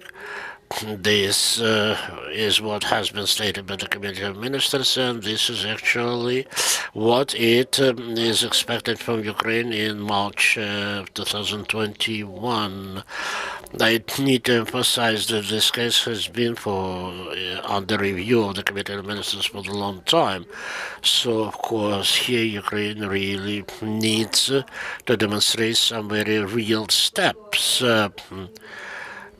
Individual means like investigation conducted, what has been done, what obstacles are to proper investigation, why there has been such a significant delay when it's not possible to find or to renew any evidence or some witnesses, and all that should be reported to the public. And actually, it should be reported to the Committee of Ministers. And as far as improvement, investigation, and security of journalists is concerned, here Ukraine is expected to undertake some decisive steps with regard to the legislation, again without unnecessary formalization of this notion. We already discussed that how you define a journalist and criminal code, like in Ukrainian's code, it is clearly tied up to the journalist's ID. Without such an ID confirming the profession, an individual would not be deemed a journalist. But it's very important what practical steps are taken. So thank you very much. Thank you, Olga. Oksana Romaniuk just wants to make a short comment. Thank you very much for very, very substantial explanations, but I'll have some more questions with regard to the current situation in Ukraine. I want to thank you for your words. It's very important for us. It will certainly help us in communication with the public authorities. By the end of this year, we intend to conduct kind of an analysis of interaction with the government in the area of the freedom of expression. That will be public analysis. We'll certainly share it with you. We have two working groups, that's a joint group with General Prosecutor's Office and the Group for Defense of Interests of Public and State. Of course, we want to see practical effectiveness. We'll finish this, finalize this analysis by the end of the year. I think this information will be interesting for anybody. Olga, and I have another question. Execution of the judgment with respect to general measures certainly would play a key role in preventing this kind of crimes in the future. But Oksana just mentioned the case of Ukr Bank, where we can see that cases are investigated either very slowly, and we know that from the lawyers who are conducting these cases, and now the question is whether this case will have any adequate finish, I mean any sentence, sentences of the individuals who certainly violated the journalist rights. So to what extent do you think Ukraine is making any progress not on the paper, but with respect to effectiveness, efficiency of Prosecutor General's office, judicial bodies, civil society, to make sure that these measures are taken and journalists' rights are properly protected. Thank you, Oksana, for this question. Actually, I think that Oksana's comment and these questions are very closely tied up. I am a lawyer of Department of Judgment Execution for European Court. I can refer to assessments conducted by the Committee of Ministers. And here one of the cases is one of the cases where the practical solution is important and plays a role, whether these investigations have been speedy enough, whether the crime has been duly qualified, etc., etc. And here the Committee of Ministers mentioned several times that some important information was shared with them, that indeed we have proper provisions in the criminal code. There is a specialized department at Prosecutor General's office. We have statistical data. And here the Committee of Ministers stated that this information is not sufficient to come up with a very clear conclusion with respect to whether the system has really been improved and now is working effectively. So because here the practice is the key word. Maybe changes in judicial interpretation of some provisions, or maybe enhancement of approaches to the investigation, meaning that just statistics per se is not enough. Some evidence needs to be provided showing that the practice is changing, maybe through specific examples, with some cases when there is no prompt investigation or there is prompt investigation. So this also information how spread are certain problems, how typical they are, and this is the key information for the Committee of Ministers and our department. And the Secretariat of Authorized Official in the cases of European Court from Ukraine, neither of us has sufficient resources and abilities comparing to the civil society. So the assessment of the Cabinet Committee of Ministers is this exactly. They have not received satisfactory evidence, satisfactory proofs of the change of situation. They need additional information which would confirm the change, and especially what they stated that they want to hear more from the civil society organizations with respect to results of the monitoring of public documents, and the documents that have been submitted referred to us according to the rule number 9. So the Committee of Ministers made direct reference to notifications from the civil society. So it's very important that this information actually reaches the Committee of Ministers to make any conclusions. Thank you. If we have Anatoly Kovalchuk from General Prosecutor's Office, then I would like to talk to him now. He's not here yet, unfortunately. Unfortunately, PGO couldn't participate in today's discussion today, so let me just update you.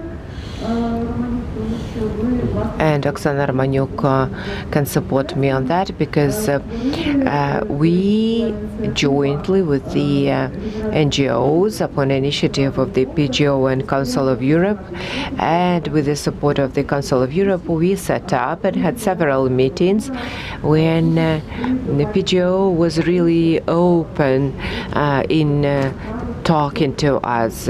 Madam Benediktova said that, or rather promised that they would investigate cases of attacks against journalists, NGO, a platform of human rights, media platform, and Crimean platform, all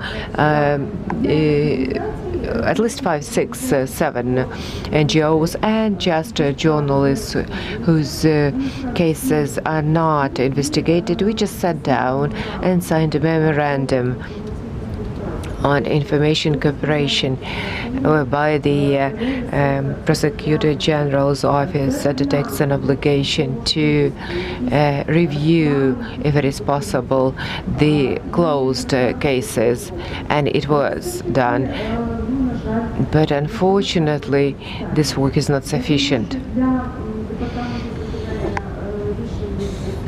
And I think a department on execution of European Court of Judgments would be interested in our analysis of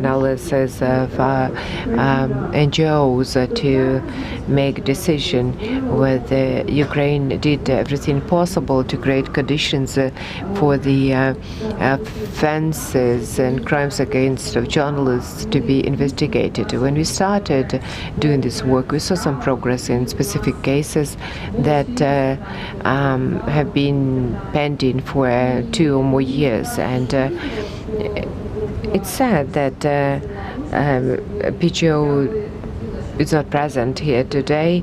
What we would like to see is the work on investigations to continue. You shouldn't be afraid of criticism and questions. We do criticize, we do have questions, but it shouldn't have any impact on investigations. If you signed a memorandum, if you undertook some obligations, we would like to see some systemic approach in this regard. And participation of the state should be there, because we can't have effective investigations without them or without you. Thank you, Alexandra Yanovska. Let me give the floor to you, a judge of the Supreme Court. Investigation is a very important element. However, well, the prosecutor's office is important too, because they exercise procedural guidance. But I know one case where we had our defense lawyer from day one. The lawyer did everything possible to make sure that evidence is secured. Evidence seems to be secured, but she lost the case in the court of the first instance for formal grounds. It was closed because the judge decided that one of the documents cannot be admitted, and it was a key evidence, and the case was closed. Since then, this decision was appealed. The decision was quashed. The case was reopened. Unfortunately, 3 years later, the case has not been considered yet. And I understand that period of limitation can expire really soon, and it's very important to get the opinion of the judge whether prosecutor's office, investigation, and defense lawyers do enough to get high quality of materials to be referred to the court to decide on the case and deliver a substantive decision whether the person is guilty or not. Oksana. Good afternoon. Thank you for the opportunity to participate in this type of discussion. It's not the first time when I participate in the events dedicated to the protection and safety of journalists, investigation of the offenses against journalists, and I am really aware of all the nuances here. I prepared a presentation, and let me just show it to you, and I think the presentation will provide to the answers that you raised by the questions that Lyudmila raised. I'll cover some cases that we had, and hopefully that will offer some solutions. I'll show the slides. Hopefully you'll see them. Can you see them? No, we don't see the presentation.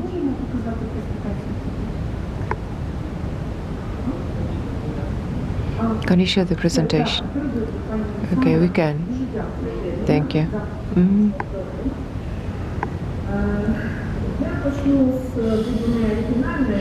I'm not going to be original. I'll start with statistics.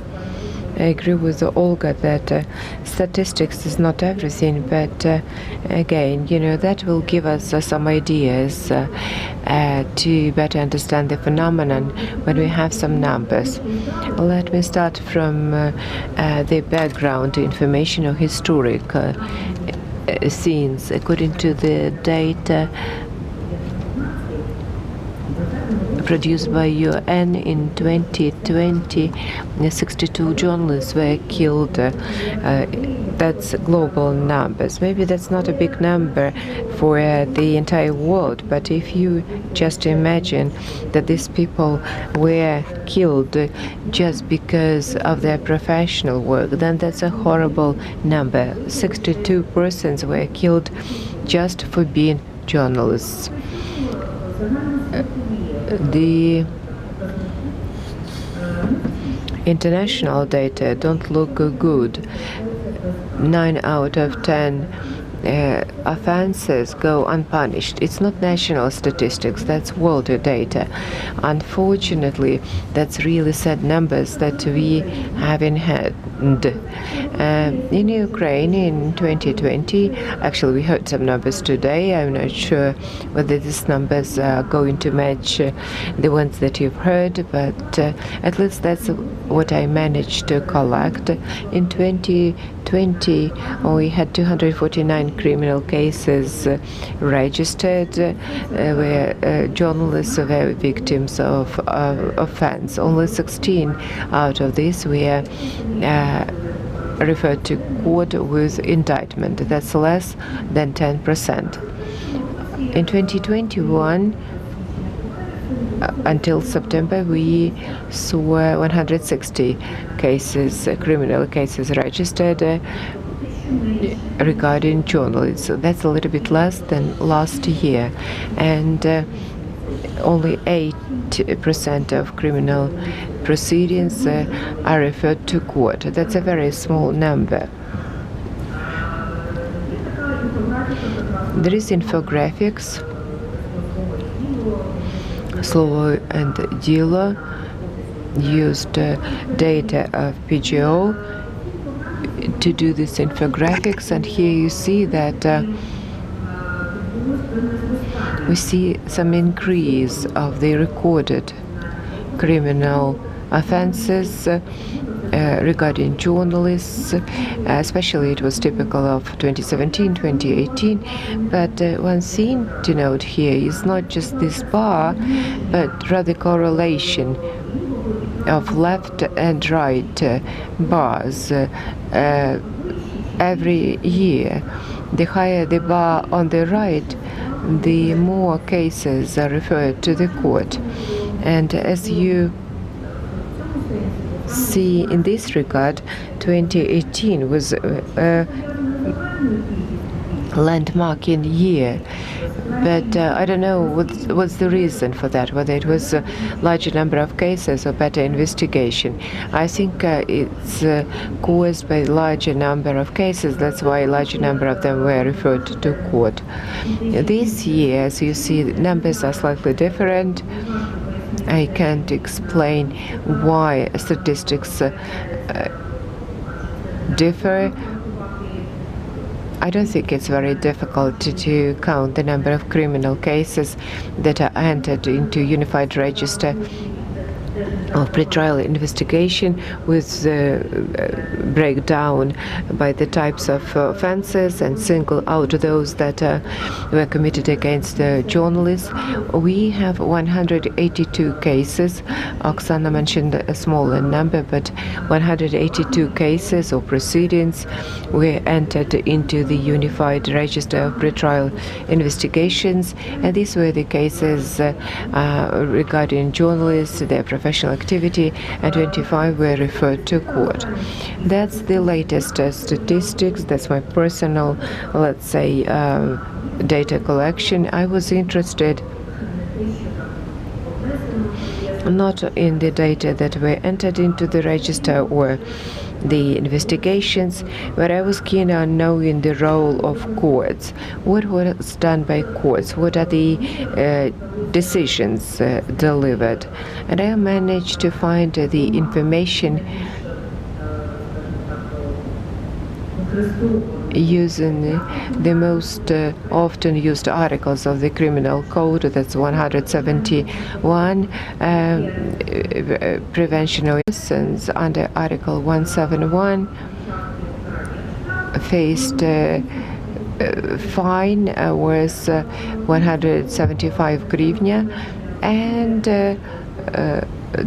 deprivation of liberty was the verdict in 3 cases. Acquittal was the verdict in 22 cases. As to other article, I found 3 indictments. Everybody faced deprivation of liberty. The term was normally 2 to 2.5 years, and there were some instances when Article 175 was revoked. So that was delayed verdict when the person was not serving the sentence, but the person had some personal recognizances made, and if the person didn't commit any crime, then the person doesn't serve the sentence at all. So statistics is really speaking of this sad trend. Namely, we see the increase of the recorded offenses against journalists, but similar to the previous time, we don't see logical full stop in this cycle. That means the verdict, whether it's acquittal or the verdict, but we don't see the convictions, we don't see the decisions, because only less than 10% of the cases reach the court.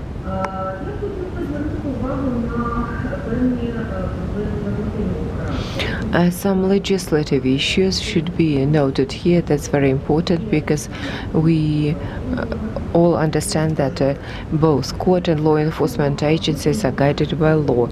As we know, in February this year, the Parliament approved the draft law on amendments to the criminal code of Ukraine for the offenses committed against journalists.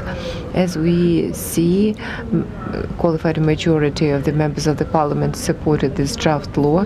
The draft law provides for strengthening punishment under Article 171, so the fine is going to be higher. As I said, the fine was 750 hryvnia, and I don't think that's a sufficient and necessary punishment for prevention of professional activity of journalists. This draft law provides for the increase of the fine and also introduces amendments to Article 345(1), where the liability would be imposed for the group of persons or the persons acting in complicity. Despite the fact that the law was adopted back in February, at the end of November, the law was not signed by the president yet, therefore it was not made published, so it means that we don't have these amendments made to the criminal code of Ukraine. As I promised, let me quote several specific examples of court decisions. There are not too many of them, but the ones that we have will allow to make some conclusions.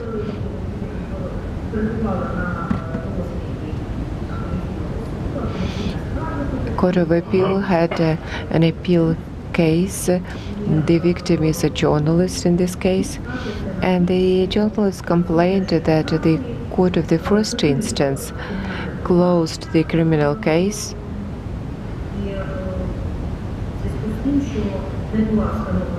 due to failure to establish the person who committed the offense and due to the expiration of period of limitation. Please note the dates. As you see, this ruling dated February this year. The event that was subject to investigation took place in 2015. So apparently it was 6 years later between the ruling and the event. Initially, the actions of the persons were qualified as light bodily injuries. Then it was requalified under Article 171, prevention with professional activity of journalists, and then it was requalified under Article 3451. In the course of these requalifications, closing, reopening the cases, since the proceedings was reopened several times, period of limitation expired. The period of limitation was 5 years, and the case was closed. And the complaint of the victim was left just like that. So a very bright example. At the same time, you can say that in cassation criminal court, we have very few cases. We didn't have many of them, but as an example, we see coercion, the acquittal by the decision of the Cassation Criminal Court. This year, it quashed the decision of the Court of Appeal that upheld the acquittal that was delivered by the Court of the First Instance. Let me just quote some sentences of the decision. Cassation instance quotes the decision of the Court of Appeal, whereby when acquitting the person, the court said that pretrial investigating authority didn't establish the full facts of the attack at journalists. In particular, the evidence provided by the prosecutor doesn't allow it to identify the persons clearly. That prevented journalists with their professional work. So, in other words, can you imagine the resources spent to conduct the investigation, to conduct necessary procedural actions and investigative actions? Notice of suspicion was served on some persons, the indictment was made, and the case was referred to the court. So the prosecutorial authorities were sure that it was sufficient evidence collected, but the court of the first instance found that it was impossible to clearly identify the persons that prevented journalists with their professional work, and they couldn't identify the organizers or mastermind of this type of actions. The Cassation Court decision speaks for itself. In this instance, I think there was an issue with evidence, and it was necessary to reopen appeal proceedings. Another case, I found several related to well-known problem of confirming the fact that an individual is a journalist. The Zaporizhzhia Court of Appeal received a complaint against omissions of an authorized individual who failed to enter the data into register of criminal proceedings on the criminal violation according to the respective article. Meaning, an individual, actually the victim,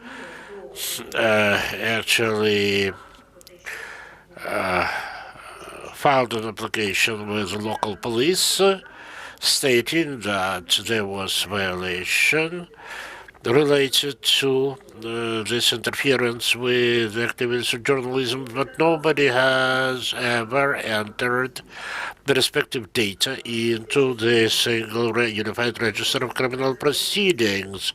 So this same victim actually certainly complained of omission and filed a case with the Court of Appeal.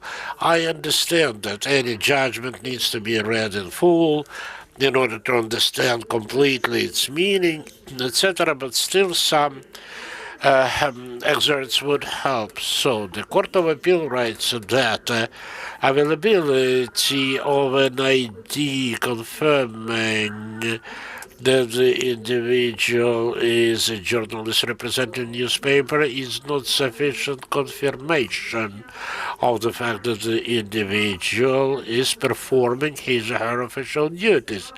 We always tie up, this situation is very interesting. The individual has ideas that we always want to see, but it does not confirm the fact that he or she is a journalist.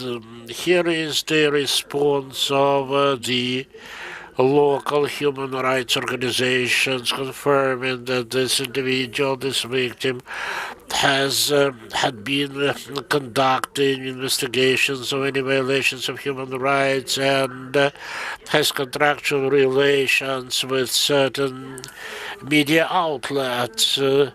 I would not undertake to make any conclusions in this case. So if an individual has an ID of a special correspondent, not just a newspaper, but of a news outlet, that certainly means that this individual has some contractual relationship with the media outlet. It's hard to understand any logic in this situation, why the trial court actually approached the availability of the ID in this specific way. Now the situation of this same year,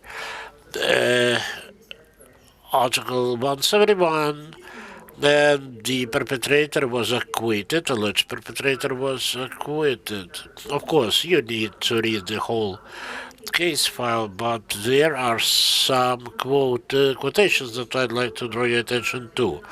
For instance, legal entity, the TV channel 1+1 belongs to the media, not journalists. I don't think that anybody would say that the TV channel is a journalist. Certainly that's a media. Then the investigation found that the defendant did not interfere with activities of the journalist and didn't find any facts of interference with the professional activities of a journalist. Again, it's a problem of evidence. Again, not sufficient evidence. I'll tell you, as a specialist in procedure, that any evidence is assessed by four criteria.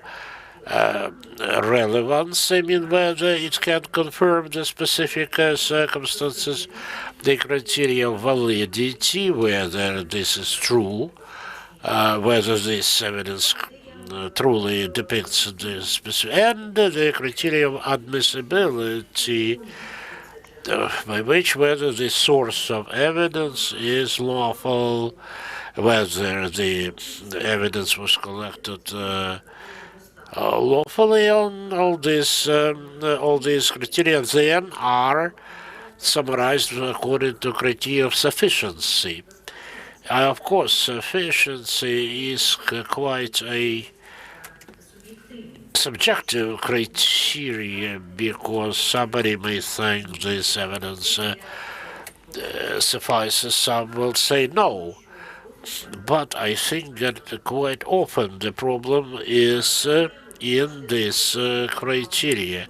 Here the court also draws attention to the fact that the case file did not have the duly certified copy of the journalist's ID. That's another example of acquittal.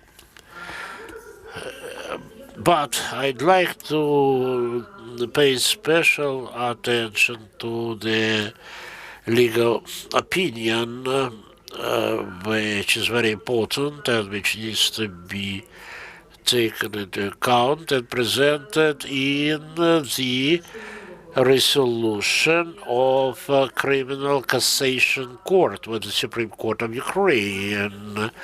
This is about interpretation of the notion of journalist. There are different approaches to that, and here I think that this legal opinion, at least, should put the end to any discussions in this matter. So the panel of judges analyzed the notion of journalism according to Article 345 of Criminal Code and Law of Ukraine on activities of journalists and concluded that the notion presented in the note to the Criminal Code is wider. And then, hence, this is the notion that needs to be applied, not as it is described in the law. First, that note, according to the judges, the legislator put the emphasis on the function, not on the status, on activities. Function, not the status. It's important because a journalist is a natural person which enters into legal relations with different people, and not always just because of his or her journalist profession. So sometimes his/her life should be viewed as journalist activities. In some other situation, it's just he or she is not more than just a natural person. It's very important to understand that it's not the status, as Olha mentioned, this confirmation of this request to confirm that the management assigned this task to the individual. The key point is rather what this journalist was doing when his or her rights were violated, or when there was interference with his or her activity. The functional aspect is what matters. Plus, if you read Article 345, 1 of the Criminal Code, you would see much wider list of mass media which may, to which the journalist may pertain, not only printed media but also internet network. It's very important because every time we see more and more our movement towards rather online than offline. So the journalists certainly need to operate in the internet, and they should have the proper protections respectively. And the last point that I'd like to draw your attention to is the situation when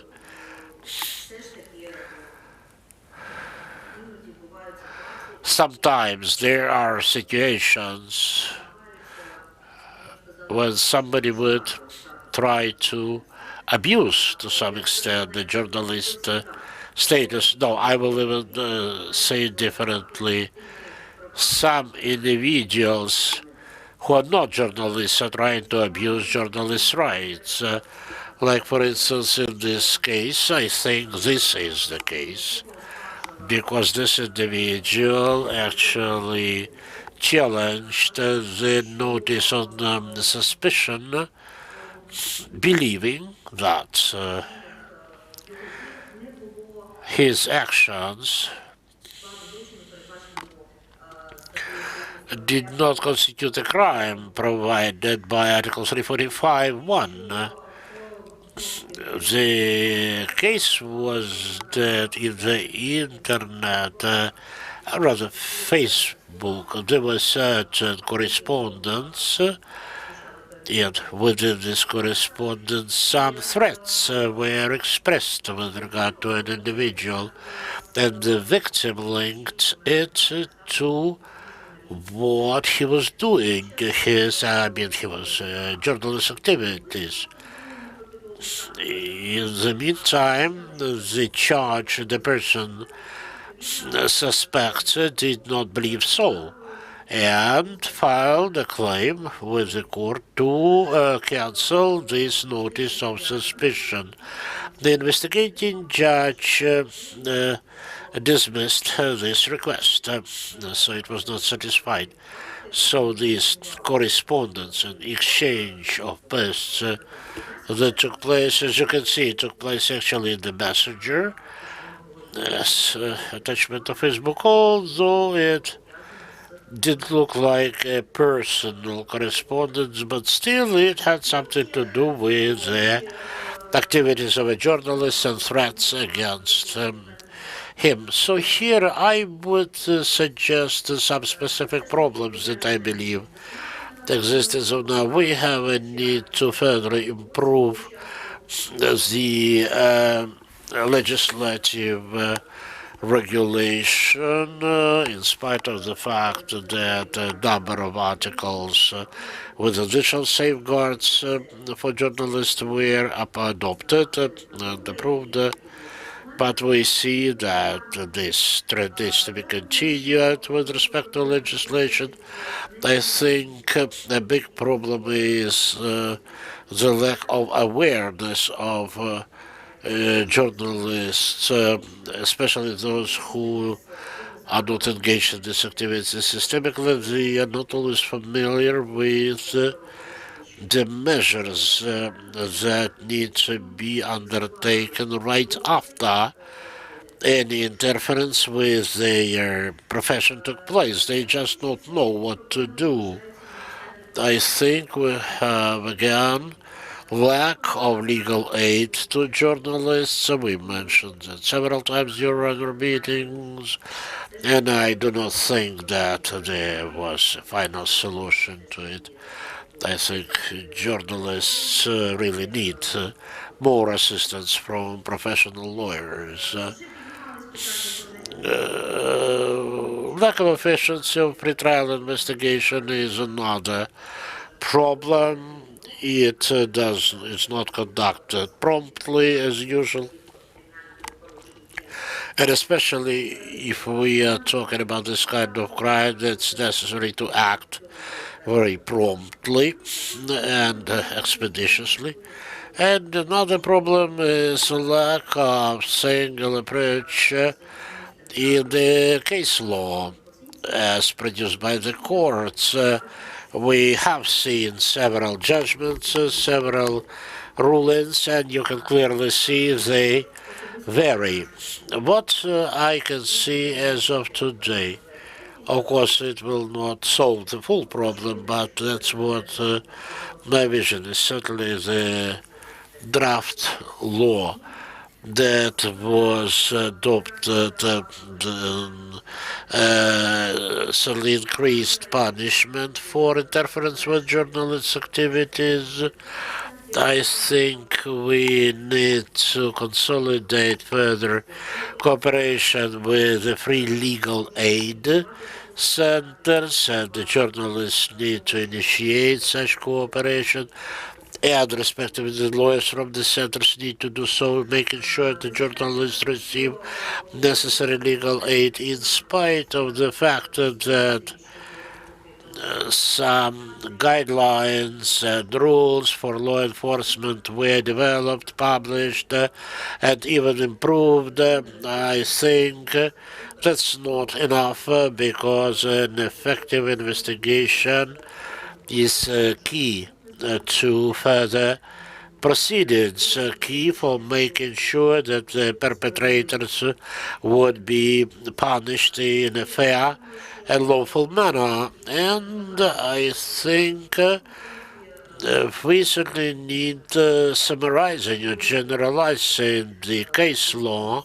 of various courts, where the Supreme Court should be the initiator of this process, to come up with the single legal opinions, although still there are discussions whether the Supreme Court is allowed to do so and to publish such comments generalizing the case law in the country. But that certainly would be very serious methodological help to the courts. At this, I would finish my presentation. Thank you very much, Alexandra. Indeed, that's very substantially legal work. I understand we do not have many people in this room, probably because we are discussing something which is not funny, but since I'm a leader of an organization dealing with such cases, I will watch and rewatch the record of this meeting, because you clearly outlined the areas and directions where the measures need to be taken. So I'm very thankful to you for analyzing these cases and for the problems that you raised. Yes, we have this conference just once a year, but every year we get back to this problem, and I promise you that we will be getting back again and again to these problems until it is definitely solved. Indeed, I agree there is certain lack of legal aid, although many things have been done, especially with regard to journalism, because here you need some inspirations. And indeed,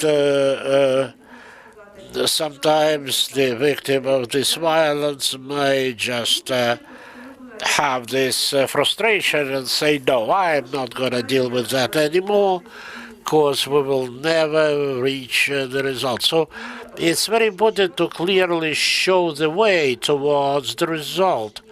I also rely a lot to judgments of European Court of Human Rights, because now we have a very interesting case for communication. You started by telling a case as of 2015, when just in 2021, any ruling of the appeal court was received. I would like to mention the Mikhail Tkach case, who used to work for Radio Svoboda Freedom. But this is again about the interference. In 2015, proceedings were initiated, and they were closed 4 times because of lack of elements of crime, and the Supreme Court would return it again and again to the military prosecutor's office, making them reinstate their proceedings. Then we realized that the period of limitations soon will be over. The prosecutor's office failed to comply with the instructions of the Court of Appeal. We contacted the European Court of Human Rights, and in parallel, we also actually filed a claim with the appeal court, such confirming full inefficiency of this investigation.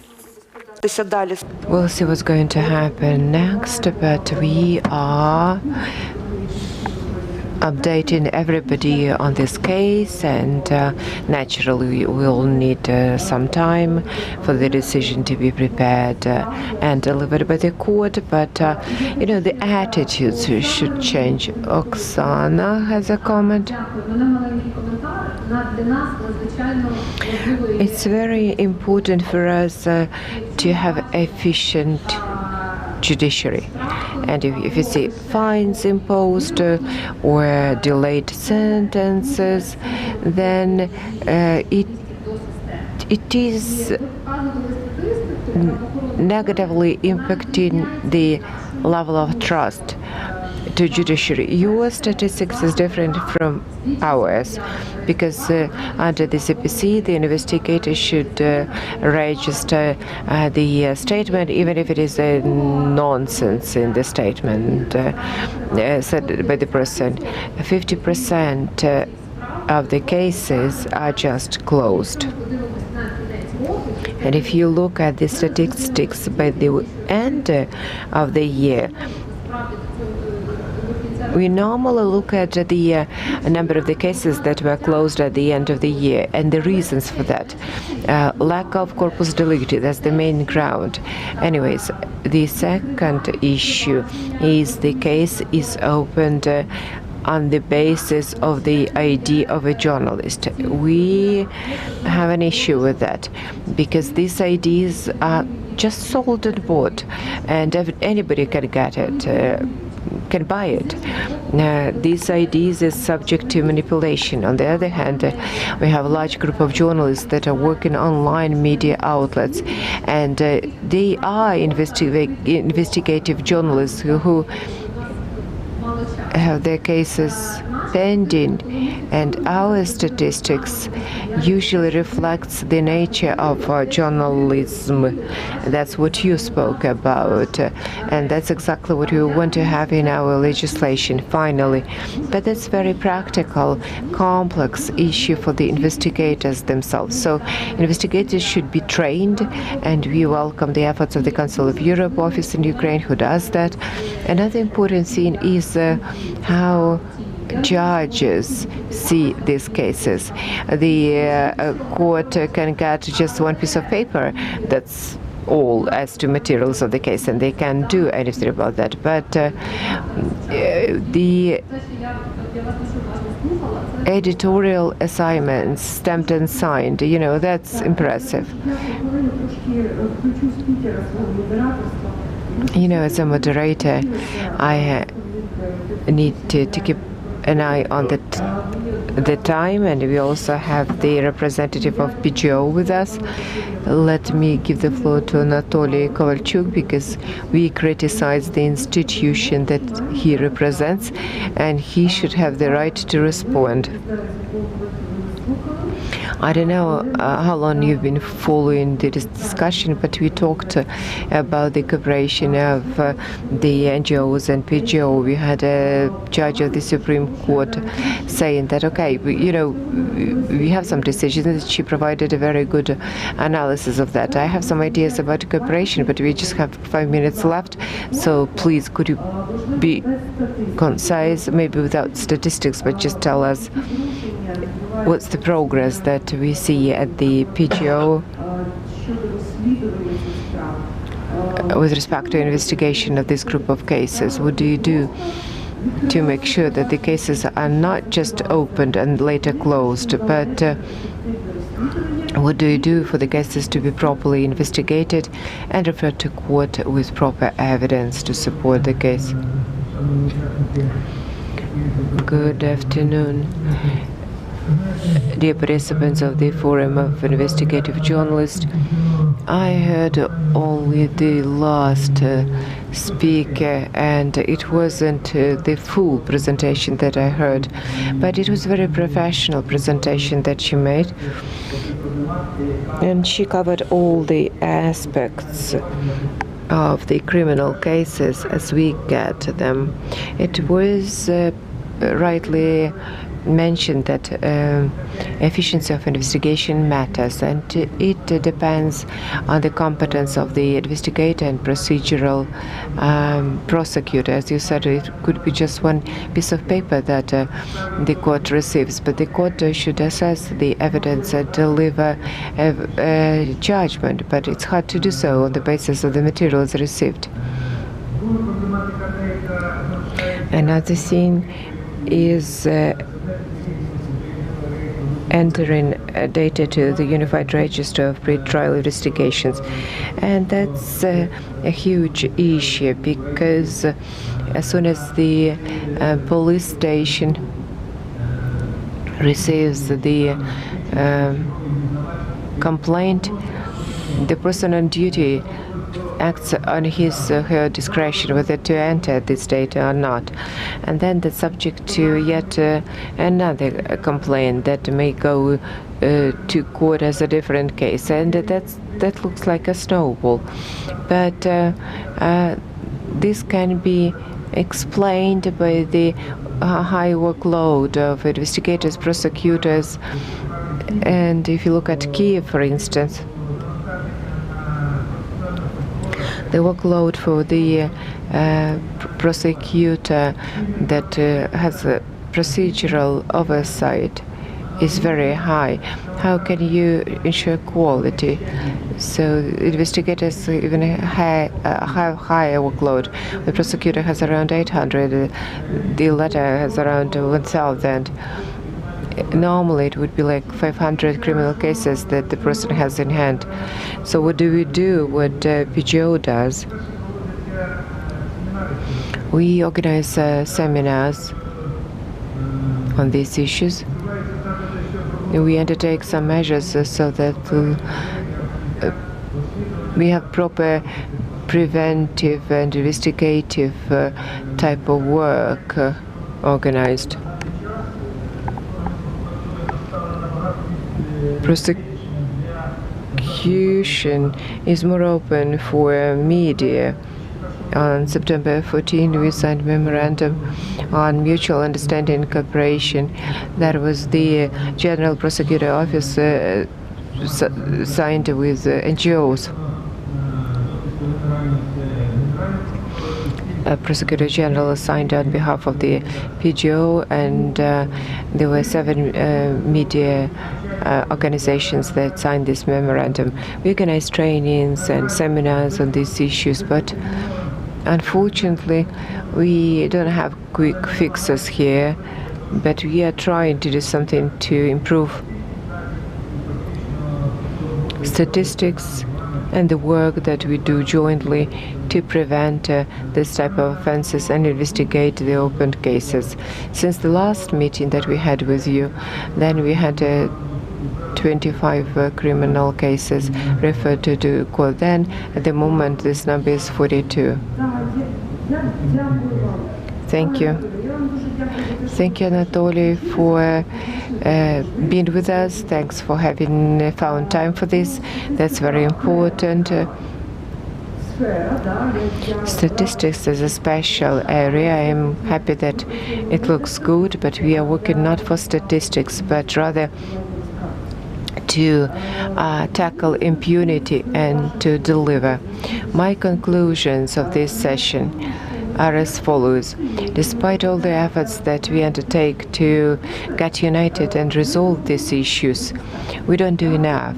And it seems to me that this memorandum that we signed with the PGO, it could be a very good platform for us to develop this type of cooperation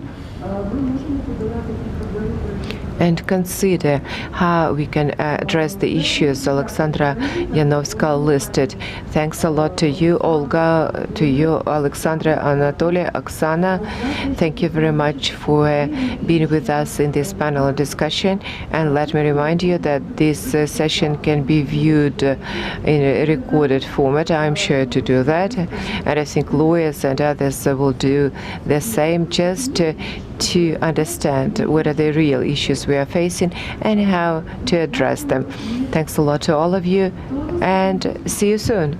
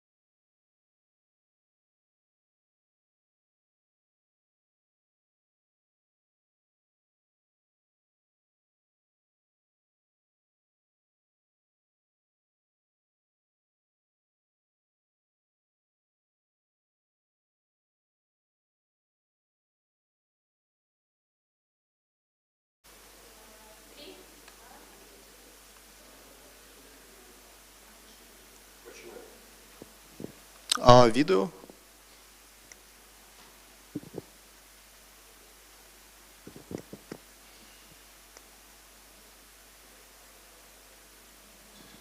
Hello?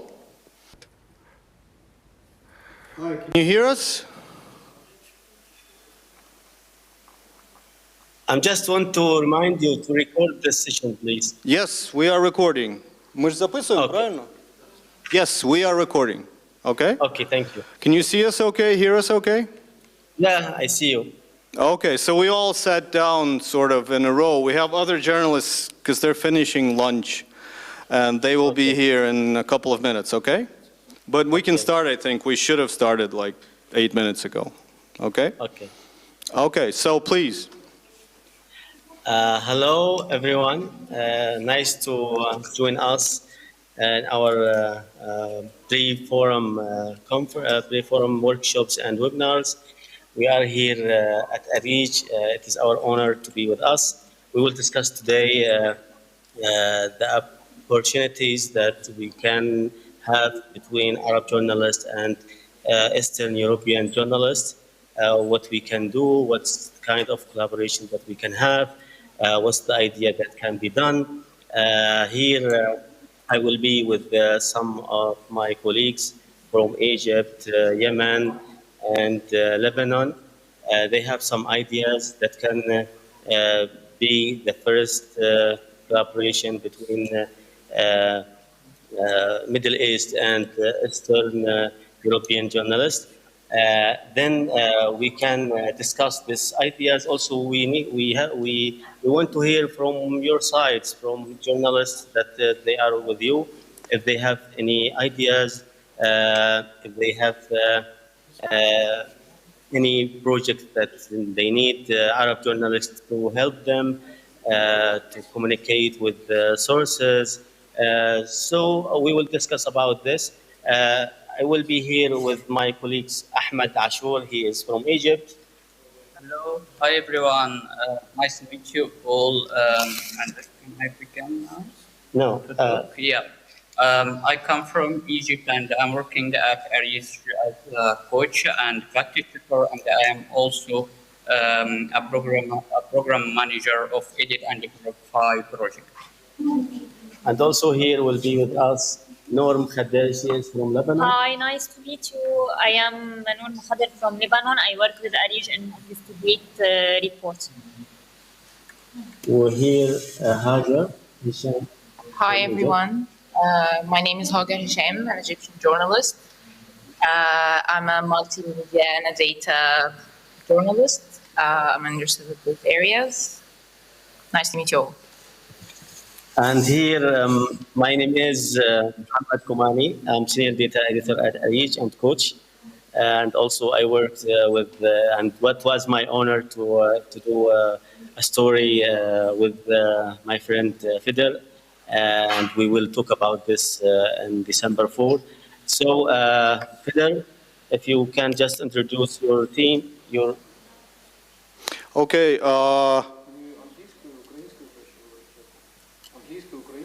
okay, I'll speak English, and the rest who knows English will use English, and if they don't, you'll get the translation, okay? So my name is Fedor Sidoruk. It's an honor to be here also. Thank you for meeting with us.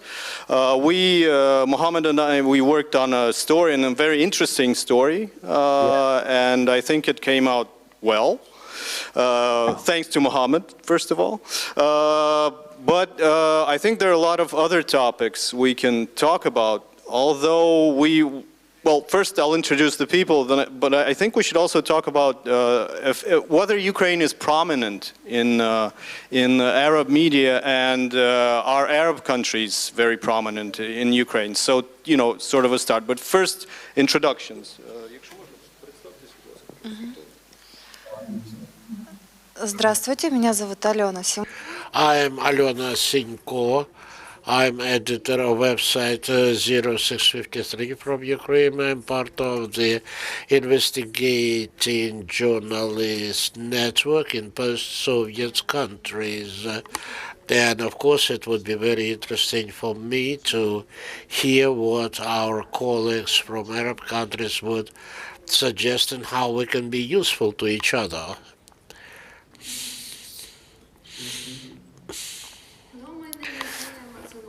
And I work as investigative journalist, and I work with texts on TV and on radio a bit. So it's interesting to me to know how we can communicate together and how we can work together. That's why I'm here. Hello, my name is Oleg Kaganov. I'm working as a journalist in Center for Investigative Reporting. So I'm interested in this topic because I'm taking part in 2 investigations with the cooperation of Arabic countries. So it is interesting to meet you and to speak. Thanks. Thank you. Nice to meet you. Hello there, my name is Olena Mundra. I am an investigation journalist from west of Ukraine. It's Transcarpathia region near 4 European countries of European Union. So maybe we can find point for cooperation, because my region is interesting in some points. But my English is not perfect. If we need continue this discussion, translator can help. Yeah. Thanks. Sure. Nice to meet you. Okay. Okay. So if we have other journalists joining, they will introduce themselves later. But I think we should start with how exactly is Ukraine portrayed in Arab media, and is it interesting for the Arab viewer, reader, and so on? The story that we published. Anything basically, or our story, or the other stories. Yeah, we are interested here to have cross-media investigation, especially from Eastern European, and from time to time we have some stories that has rich in oil, energy, refugees. These days, they are talking about Iraqis that they are on the border of Belarus. So yeah, the audience here is so interested in this kind of stories. And also now, when we start to discuss the ideas, you will see how much these topics are important for us here in this region. Okay. Well, we have actually a lot of stories about Arabic countries here, and but it's not investigations, I think, mostly, but mostly like, social stories, so to speak, about people and stuff like that, and the economy, but not as a point of interest as an investigation. I think we could change that. Because there's a lot of interesting stuff going on between Ukraine and Arabic countries, and I think we should talk about that. So the points of interest, I think, as I see them, at first view, for instance, the refugee crisis in Belarus, I think was a prominent subject everywhere. But are there stories that have to do with Ukraine and the refugees going into the European Union through Ukraine, especially after the events in Syria and Lebanon, the wars and so on? Have there been interesting stories and investigations about that?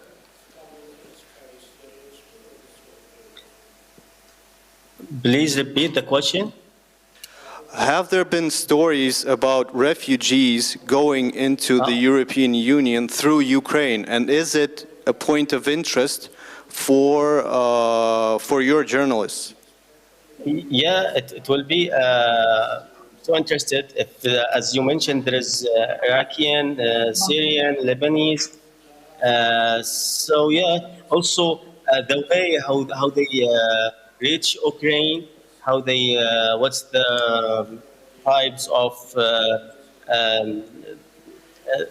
plans they did to enter the Ukraine, Europe through Ukraine. This kind of stories, it is can do, can be video, can be digital. Yeah, we are so interested in this kind of stories. Also, if we can start to discuss some ideas about the collaboration that we can have, we can say how much ideas that we can do between Ukraine and Arab journalists, and also the other Eastern European journalists. Are there any journalists among you working on the subject of refugees or the refugee flow to Europe? Yeah, I have an Iraqi journalist. He is working in the story about the Iraqi refugees in Belarus, and he is now working on if this is not just a case of refugees, it is like conspiracy, political conspiracy, and see how they moved from Iraq and Belarus, how much money, if there is like mafia of them. Yeah, he is working in this. If there is any journalist can help, I can connect him with them. Yes, because if we talk about ideas, Olena, who is from the region of Transcarpathia, this is the most western region of Ukraine, and it is connected to 4 countries, Eastern European countries, which have open borders with Western European countries, where most of the refugees go. So she lives there, and she's a journalist there, and I think they could cooperate on the subject of the refugee flow through Ukraine into Slovakia, into Hungary, into Poland, into Romania, right?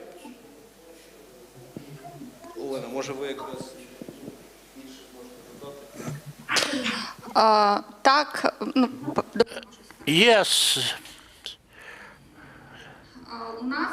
We, in Transcarpathian region, every day, just recent notice was 8 hours ago about detention of illegal migrants by the border guards. And this is what happens every day. In fact, it's clear that this is just a small part of these people who would then be referred to the refugees camps where they're caught, but probably a significant portion of them make their way through because our area has a lot of mountains and there are very hidden routes, in particular with assistance of local inhabitants. But yes, I think there are some organized groups that make money on that.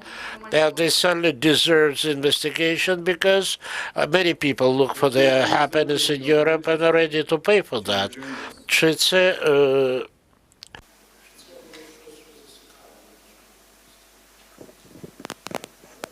Would that be interesting for your journalists, you think, Mohammed?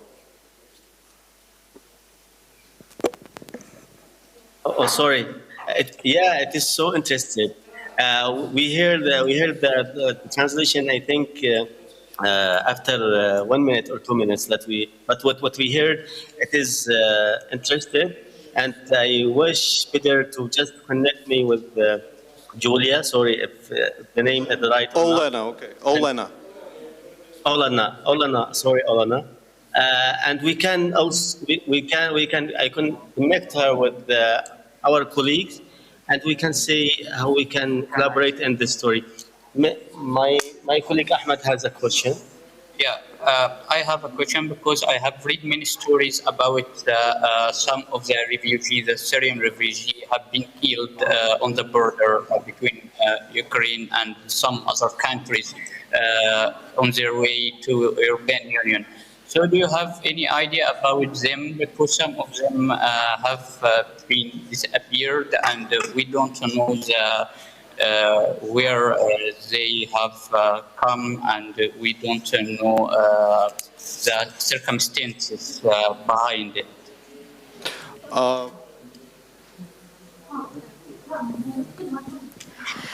There was. Do you hear me now? Yesterday there was an information that all these videos are fake, and we have no killed people on the border of Ukraine, as far as I know. We had an official statement from the Border Patrol saying that this is a fake video and there were no crossings. This is a video that sort of depicts a crossing by refugees from Belarus into Ukraine. And the border guard had a statement saying this video is fake. And I think I saw this video, it's sort of shot during the night and you can't really see anything.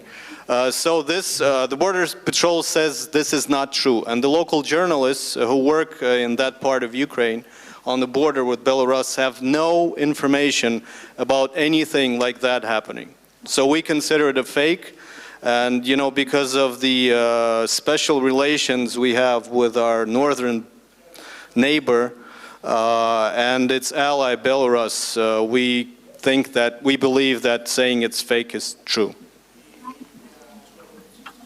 Okay, great. Okay, thank you. Maybe you could share some of the ideas you have on your side, which you would like to discuss. Yeah, in the last before 3 months ago, as I remember, Blinket published a story about animals that come from Europe and other countries to Dubai. And it was a big investigation, open source investigation. And my colleague Ahmed has an idea that we can collaborate on it related to this subject. Okay. I wanted to divide my part into 3 topics. First of all, I can give you an overview about the topics we can tackle in the future. I think the scope can include arms deals, wildlife trade, money laundering, drugs smuggling, counterfeit cigarettes, and smuggling, because it is common in Eastern Europe. Wow. But I wanted to... yes. You have everything. Okay. Yeah, my colleagues will tackle some of the points, but I wanted to go deeper in the wildlife trade, because I have a story on big cat and some of the species that came from Eastern countries, maybe in Ukraine, have been illegally traded in Dubai. The species are endangered species and are listed in site security. If you know that site security that protects the endangered species. And the Gulf countries are among the signatory countries, so it is not allowed to trade in these species. So some of the species that are overhunted in Western Europe, or they have migrated through Arab countries to Eastern Europe. But I wanted to focus to the species that are located in Eastern Europe. As I have mentioned, that they are smuggled to Arab countries, Gulf countries. So I wanted to ask you about your idea about this story. Can we depend on open sources to define and determine some of the species that we have found in Gulf countries, and we can go deeper and make joint an investigative story about the species that have been located now in some zoos or in some gardens, or that have been owned by the Emirates or the princes in Arab countries, in Gulf countries. It is my overview about it, but I wanted to give you a limitation in Arab countries because this story may be so sensitive, and I wanted to put you in the context of Arab countries because you know that the journalists are under fire. So when we tackle any story, so we should take into our consideration the safety of the journalists and the digital security, and we prioritize it in Arif. So when we wanted to begin collaboration, so we should consider the safety and the digital security, and we can discuss it more. Yes, of course. Yes, you're right. Can you specify if you know the routes they use to smuggle this rare wildlife? Is it by sea? Is it by air? Is it by land? Do you have an idea? Yes, I have some ideas, and I think that the point that you have mentioned now aren't tackled in Belen Cat story, so it will be my focus. I know that there are some vessels that transported species from Eastern Europe to Gulf countries, and some of the vessels are owned by official in Arab countries, in Gulf countries, and some of them are businessmen, some of them are officials, some of them belong to the ruling families. So it is a big story. And also some of them have been transported on planes, private planes. So it is undercovered, so it can get around the scrutinization rules. So it is my idea now, but I think that we can consider it at the starting point, and we can go ahead and go deeper and discover more about this topic. Mm-hmm. Okay.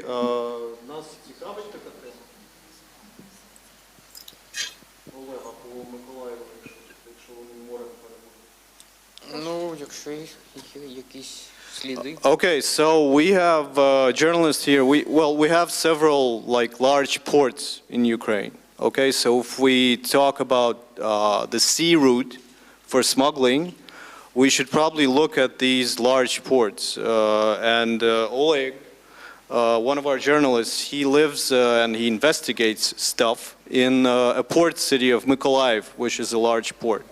The largest port in Ukraine is Odessa, which is a famous city and one of the largest smuggling points actually in Ukraine.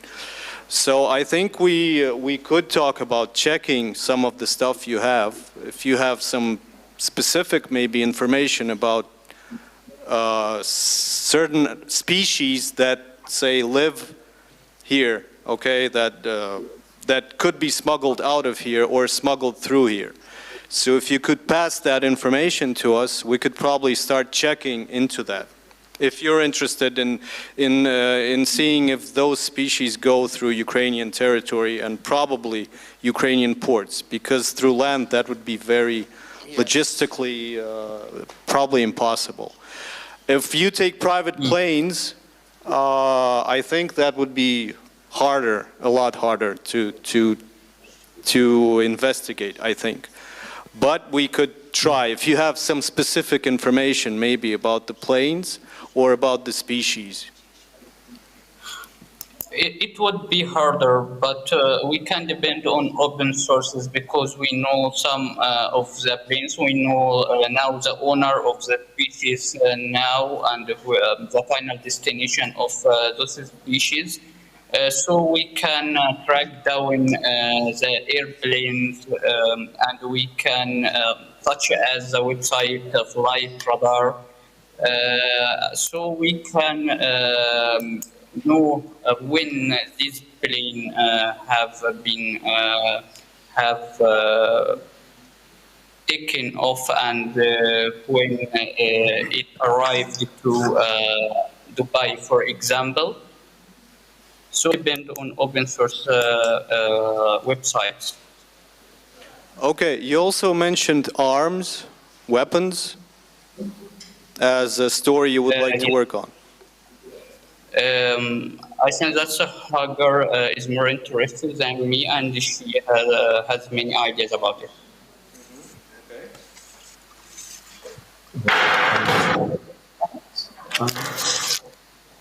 Hi. Hello. Okay, so I think my main interest goes into areas. The first one is about the armed deals, because, and I think you know that there's a lot of reports on arms coming in a legal way to Arab countries and then end up in the malicious hands. And we have huge numbers of money forth to this weapons. So investigating this area, especially in a region like the Middle East, is a basic concern to me.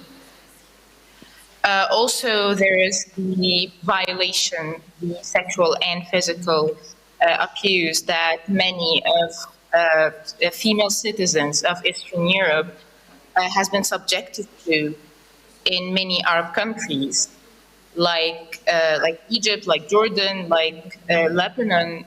It could be a main interest and a main concern for us and for you that we could investigate together. But you're not talking about, is it like human trafficking or is it prostitution or stuff like that? We are talking about a lot of things. We are talking about human trafficking. We are talking about prostitutions. We are talking about physical and social and sexual abuse happenings. So there's many aspects to the violations that female citizens of Eastern Europe are subjected to in our countries, and there's a lot of incidents where females come to support groups in our countries asking for help to go back to their homes because of the sexual and the physical abuse they are subjected to. So this is something that definitely I think worth investigating, and I think for us, and I think you will be interested in. Well, it's certainly an interesting topic because we know that there's a lot of trafficking from Ukraine, human trafficking actually, because, well, our country is very poor by European standards and even by Eastern European standards. And because people and women specifically try to make money somewhere or anywhere, and they are sort of lured into other countries with promises of something, but usually end up working as, you know, prostitutes and stuff like that. So I think that would be an interesting topic as a social topic, first of all.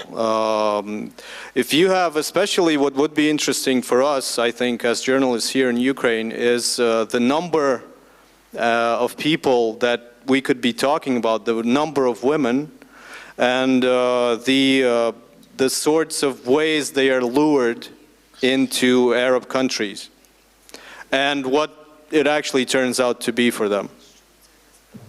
Yes, I think that's possible to get using the help of many NGOs who's interested in supporting women and women's rights. They will have this kind of data, and we can definitely do that from our side. We can definitely document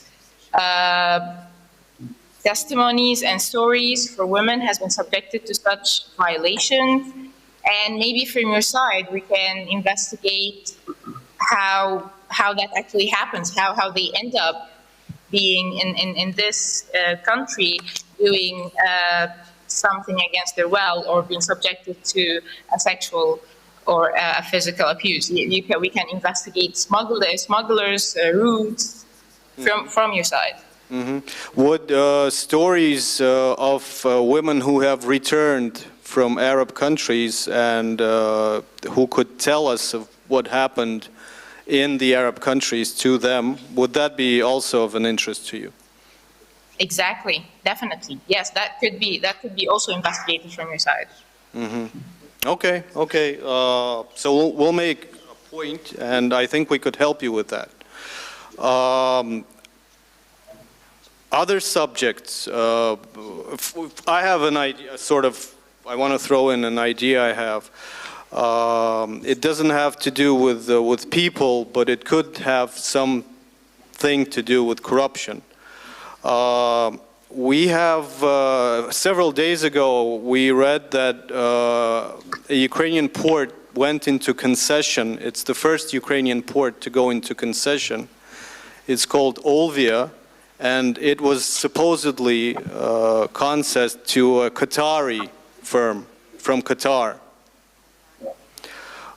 Usually in Ukraine, when we hear of a foreign investor who invests money here, it usually turns out to be a Ukrainian or Russian investor posing as a foreign investor because of the high risks here.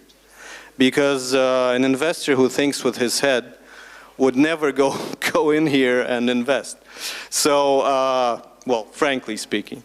But we have, and they're saying that the cost of this concession is 4 billion Ukrainian hryvnias, which is, I don't know, roughly several hundred million US dollars.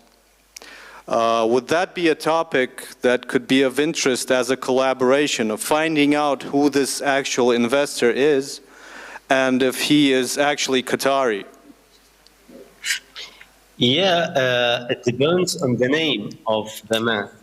If he is a businessman, if he is one of the royal family, if he has a background, if he is proxy for one of the princes, what he has. So it depends on the name of the man. But also it can be in-depth story in the minimum of the story because to Qatar to move to invest in Ukraine, it is new and it is maybe there is something why they are now starting to invest in Ukraine and in this kind of project.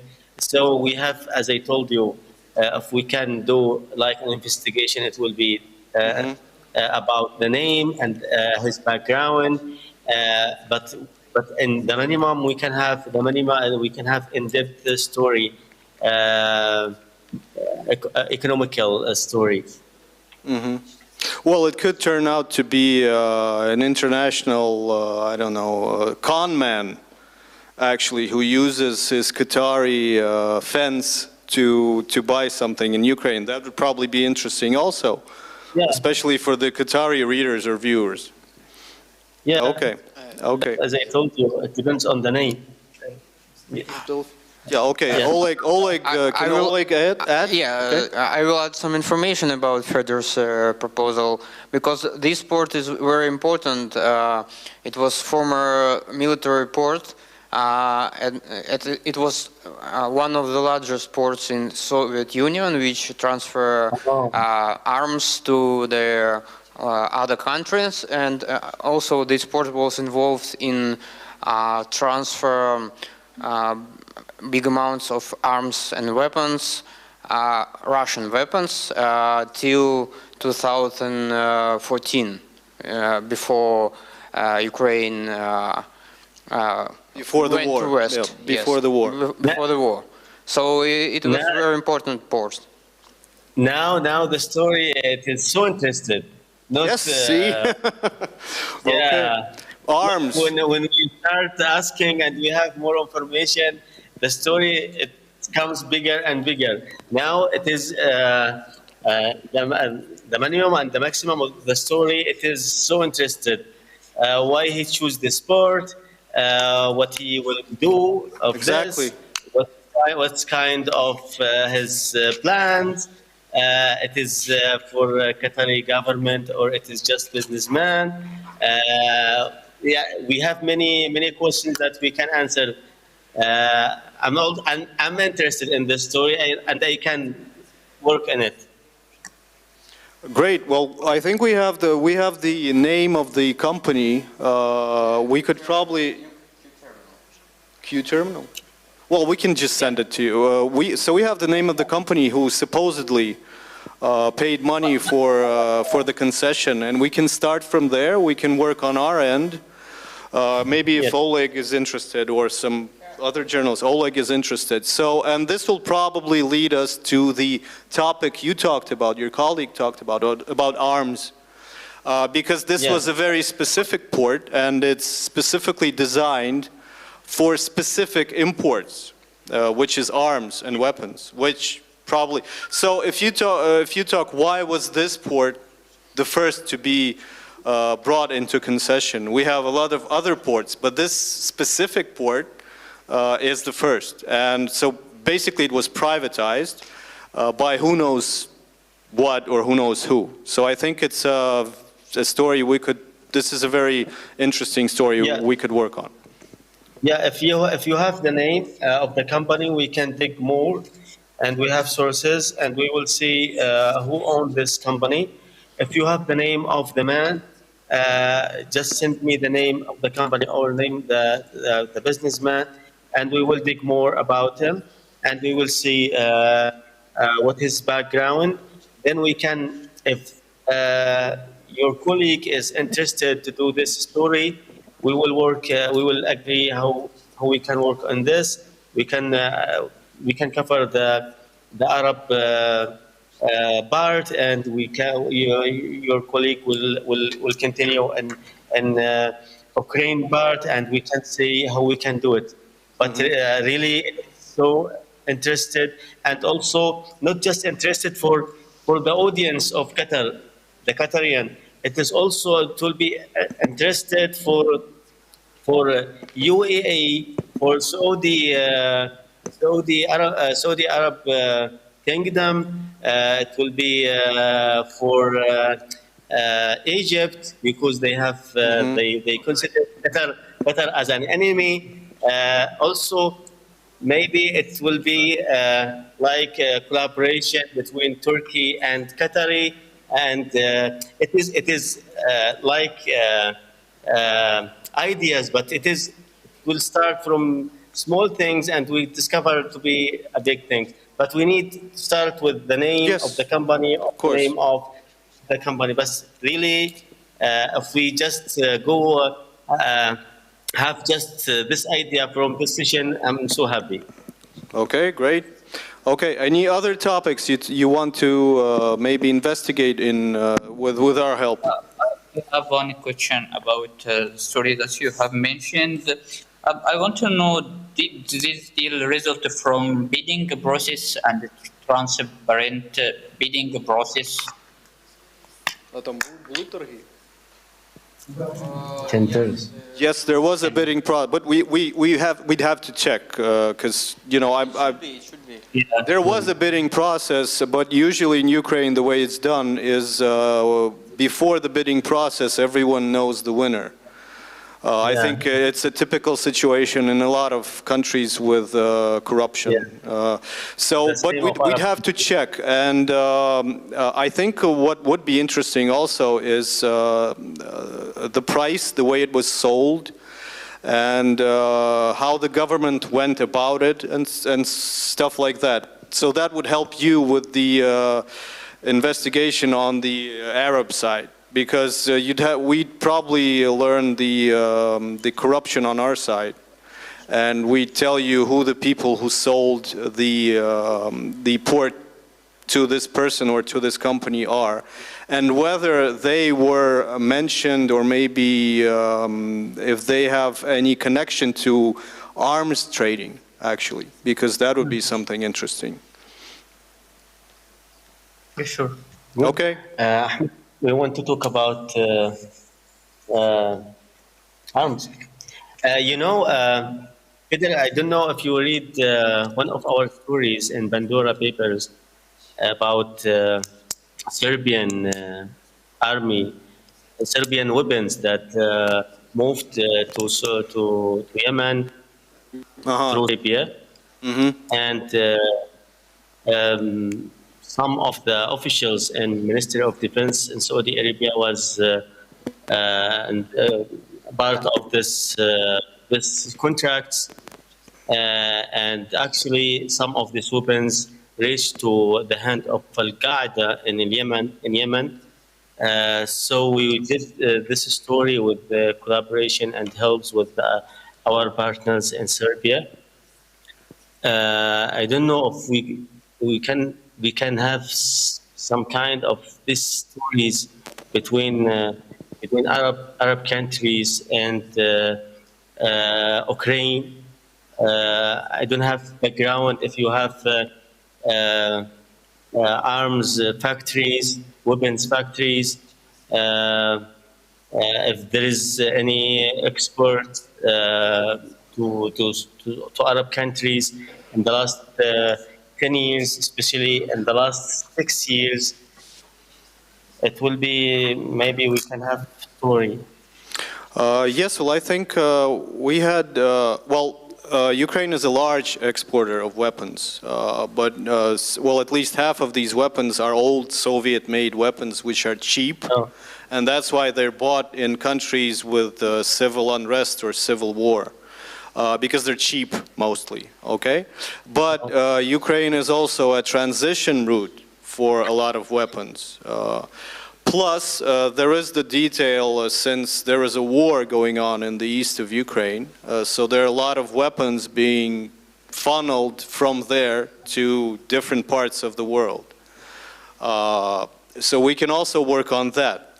I know of a very prominent story, and I think it will be on our panel on the 4th, about a collaboration between Ukrainian journalists and the Serbian journalists on killers smuggled into Ukraine to kill a Serbian criminal here.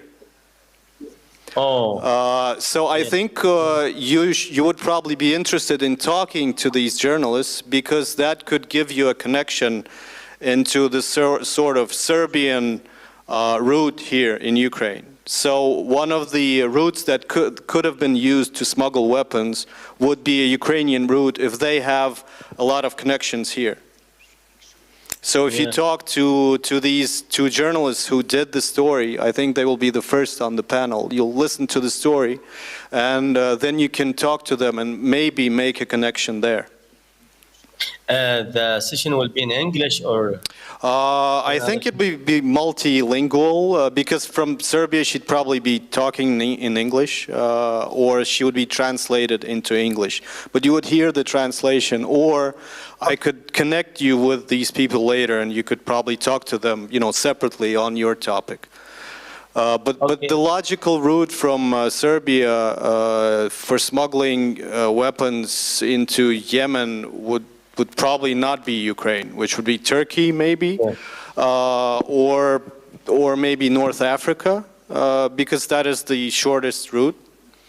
But there's always another connection if you talk about arms smuggling. When we hear of arms smuggling, we usually hear of Ukrainian sailors working on those ships. So that could be something that could be worked with here, or investigated here, because a lot of Ukrainian sailors work on boats under other nations' flags. So they're Ukrainian, but they just work for money. But I usually hear of such sailors when we talk about weapons smuggling. So they catch a boat with weapons, and there is at least some of the crew are Ukrainian sailors. So you could work through that. Yeah, I will. I'm interested to attend the session, if it is in English, or it will be nice if you send me. Well, it's our session, so you will be attending. We are one of the four. So they are the first, and so you would listen, and then you could connect with them. Yes. Yeah, I will be there. So, Noor, you have there is our colleague Noor from Lebanon. Okay. She has an idea that can be done. Hello again. My topic is about the cultural heritage on Arabic countries, Syria, Iraq, Lebanon, Egypt, and how groups choose pieces and sell it, especially in Europe. That's as the amount have reached just on 2020 up to 30 million euro. What kind of is that? There is Eastern European countries like Russia, Ukraine. Russia and Paris and UK. Yeah, they are interested. So is it sold? What countries does it end up in? Where do they sell it? Where is it sold? Yes. Perfect. Sold. Yeah. Where is it sold to? Yeah, they have landed in auction houses in Europe, in the UK, in France, in many countries, other countries, and after that they have been transported into Eastern countries because it is so easy to hide the identity of this trade. And also we wanted to focus on the end stage or the final stage of this chain, the trade chain, because it begins with smuggling or looting the pieces from Arab countries, and they have been smuggled through Gulf countries and other countries, and they have landed in auction houses, and the money have been laundered in Eastern Europe countries such as Ukraine. And I know that Ukraine is a country that are filled with many fake banks or many front banks that can be abused to launder the money that have been used to trade in this trade, illegal trade. Okay.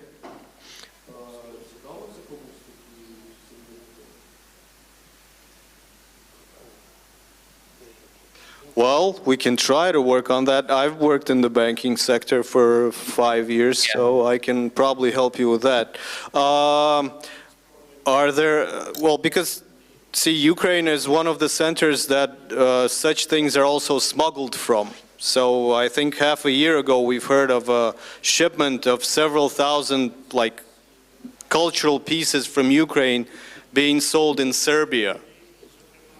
So maybe these events or these routes are connected, and they could probably, you know, these people who smuggle this stuff, they may probably use the same routes to smuggle it, and we could work on that.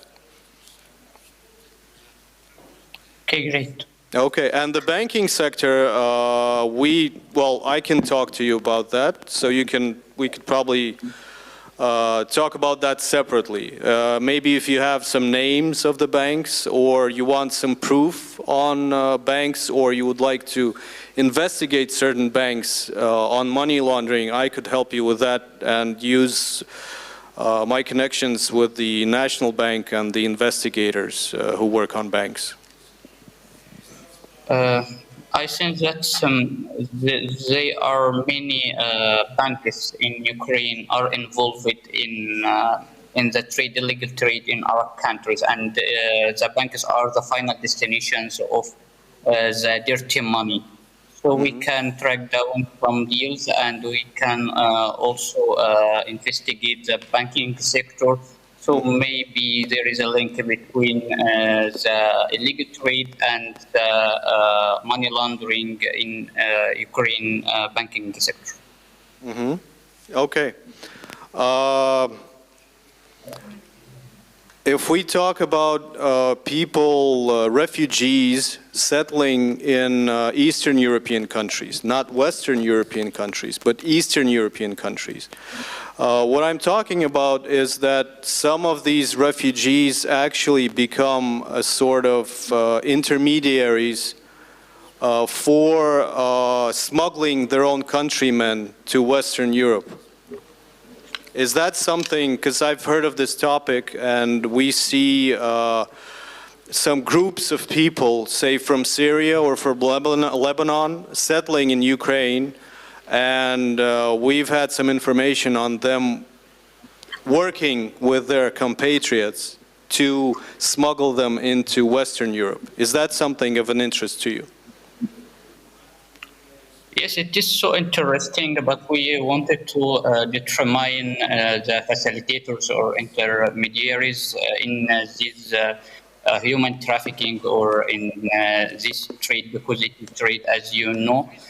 We want also to know the value of this operation, because I think that there are many people involved in it, and there is also a link between the smugglers and some officials that also facilitate the smuggling into Western countries. So there are many clues that we can track down and we can go after to bring this issue into the light, because I think that there are many things that are taking place behind the scene, and we wanted to bring it into the light so we can cooperate in this story to know the link between the smugglers and the officials, because I think that they use a usual way and they depend on it for years till now, and the officials can't put an end to this trade.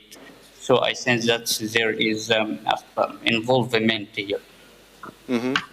Okay. So we're talking about, say, police, border guard, and stuff like that. Is that what you mean by officials? Yes. Such as in Arab countries, because everyone in Arab countries, such as in Egypt, knows that no one in Egypt can go out from Egypt into Europe without involvement, even informal involvement of officials such as police officers or the guardians. Here, yes, I think that the same case can happen also in Eastern countries. Such, maybe they don't scrutinize the cars or the vessels or or any transportation vehicle. So we wanted to know the involvement, the official involvement. I think that it will take our story into a higher level, because it is a big corruption. Okay, definitely. Okay. Any other topics you would like us to help you with? Yeah, we have many topics there. Okay. Okay, hi again. It's more of questions than ideas. I want to know more about, if there is reports about UAE involvement in the area, in your areas, in your countries. And I want to know more how, because, you know, when UAE, especially UAE, comes with money, they don't just come for money. They don't just come for investment. They somehow try to use it for influence, for their benefits. So I just want to know, in this area, what kind of fishy angles that could be investigated, what kind of stories that we could work on. Also, not only UAE, but also Turkey and Recep Tayyip Erdogan. And my next question is a little bit data related. I want to ask if you have a local NGOs that's interested in documenting and making databases related to refugees and violation against refugees, because that's especially if they are coming from the Middle East, because this is kind of important to us. There's a lot of data regarding refugees coming to UAE, EU and reaching EU, but from they leave the Middle East, from the time they leave the Middle East and to the time they reach the EU borders, it's kind of vivid to many obstacles. One of them are actually the language. So my question for you is there any databases, NGOs, that in case we want to work the refugees cases, is there any kind of database, someone that we can help us with data, with numbers? Thank you. I think Zmina can help you with this information about violence. They work on these topics. So it's called, the Zmina. NGO is Zmina.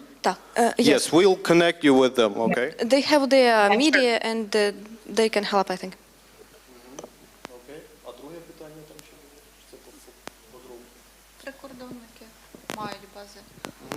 Прикордонні служби мають бази даних стосовно людей. Border guard services certainly have all databases with regard to the people who enter legally or illegally.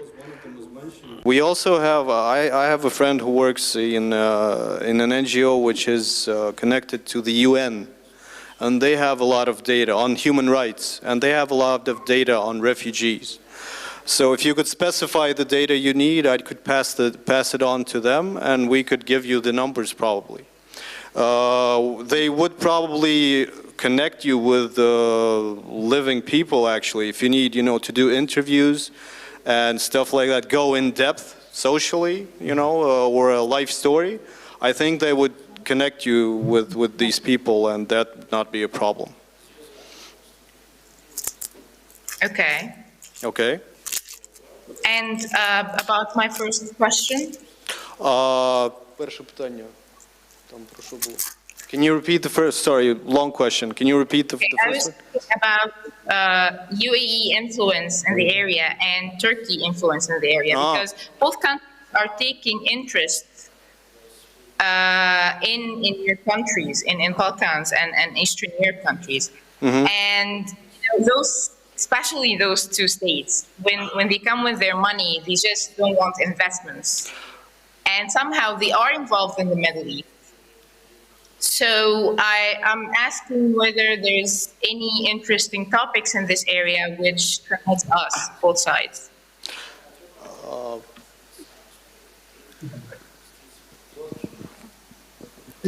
The only thing I know about Turkey tourists in our region, it is Pre-Carpathian region. Our people talk that tourists from Turkey is good, but they are a bit afraid of them. Well, there's a life story for you. Okay, well, political influence, if we talk political influence, as you know, Turkey is supplying their Bayraktars to these drones, these weaponized drones to Ukraine. And that is a big deal right now. And Turkey is considered our friend right now, a friend of Ukraine. So knowing how Turkey works, just like China, they would probably use that. Yes, and but if we talk about investments and so to speak, so if we're not talking about shadow influence right now.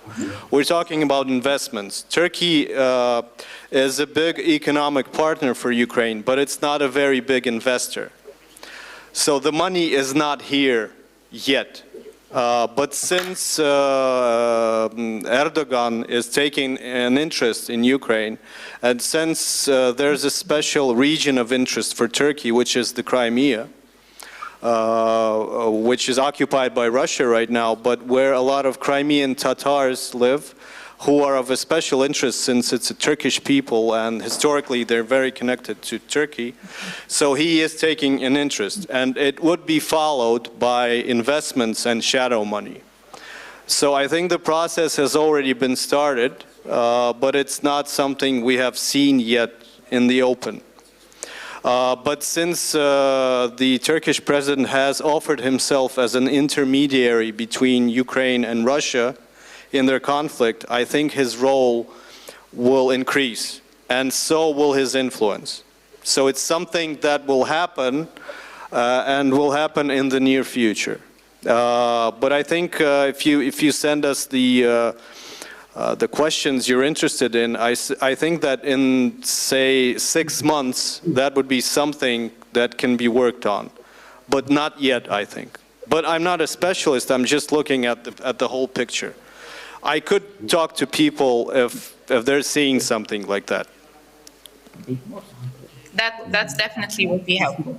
Okay. We are seeing a surge of Saudis here in Ukraine, actually, Saudi Arabians, because there has been I think there's some airline which has direct flights to Ukraine, and a lot of Saudi tourists are coming in by the tens of thousands. Actually, I think it's like 60,000 in several months. So maybe tourists, not as investors.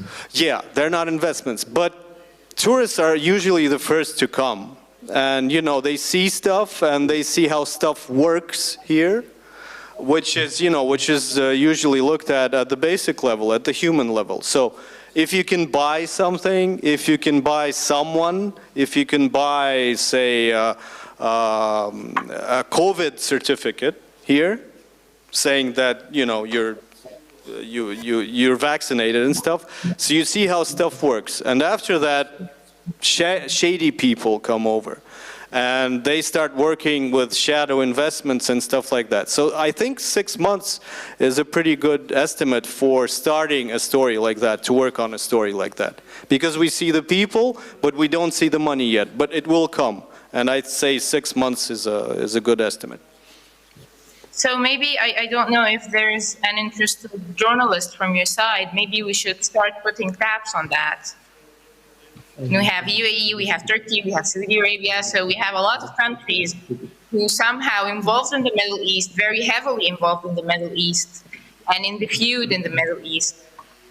Also, those countries happen to buy arms from the countries of Eastern Europe, and somehow, magically, they buy it legally, and somehow it ends up with militias. So we already have a problem, and I think with more influence from these countries in the area, we will have more problems. Not just we won't be just talking arms; we will be talking politics. We will be talking many other aspects. So maybe if there's someone interested, we can start putting tabs on that, observing what's going on, and start investigating when something happens that actually worth investigating. Okay, it's not a problem, especially if we find out that it involves corruption. That would be something that, say, since I represent a big organization, investigative organization, a transnational story, trans-border story involving corruption from officials in Ukraine and your countries would be something we would be very interested in working with, especially if it involves political influence, money laundering and corrupt officials, yes. Okay, I just want to take you back a few steps.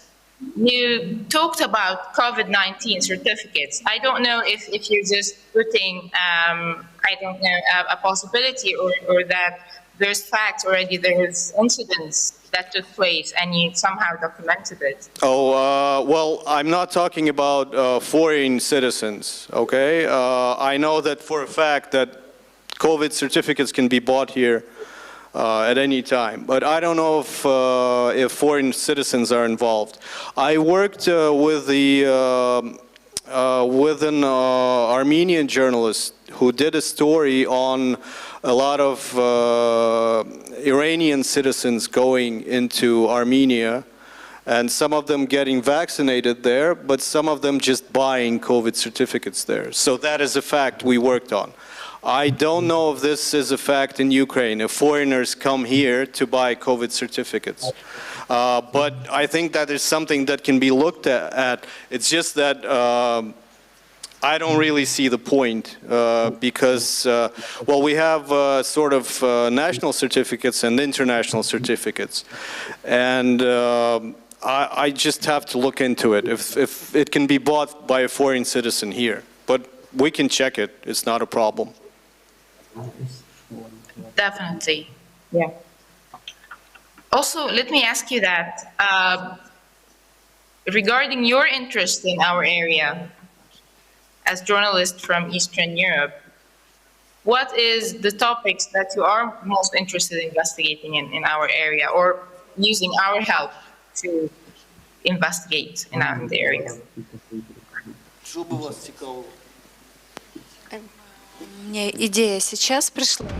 That's an idea that crossed my mind just now as we speak. What about investigating the issue of labor migration. As further said, we have really low income in the country. That's why people search for better life, for jobs in other countries, including Arab countries.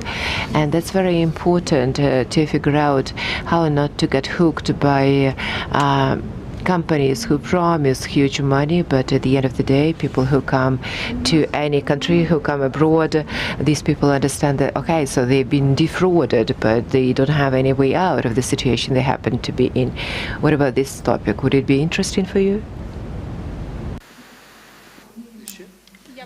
I don't fully understood it, but is it related to the idea we talked about earlier about? Yes, I think so. I think so. So it's labor migrants, basically. Okay. You just talked about women specifically, yes, exactly. and we're talking about different people.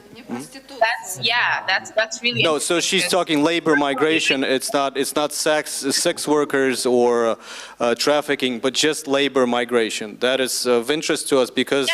So what help we can present in what kind of information or help we can present in that investigation?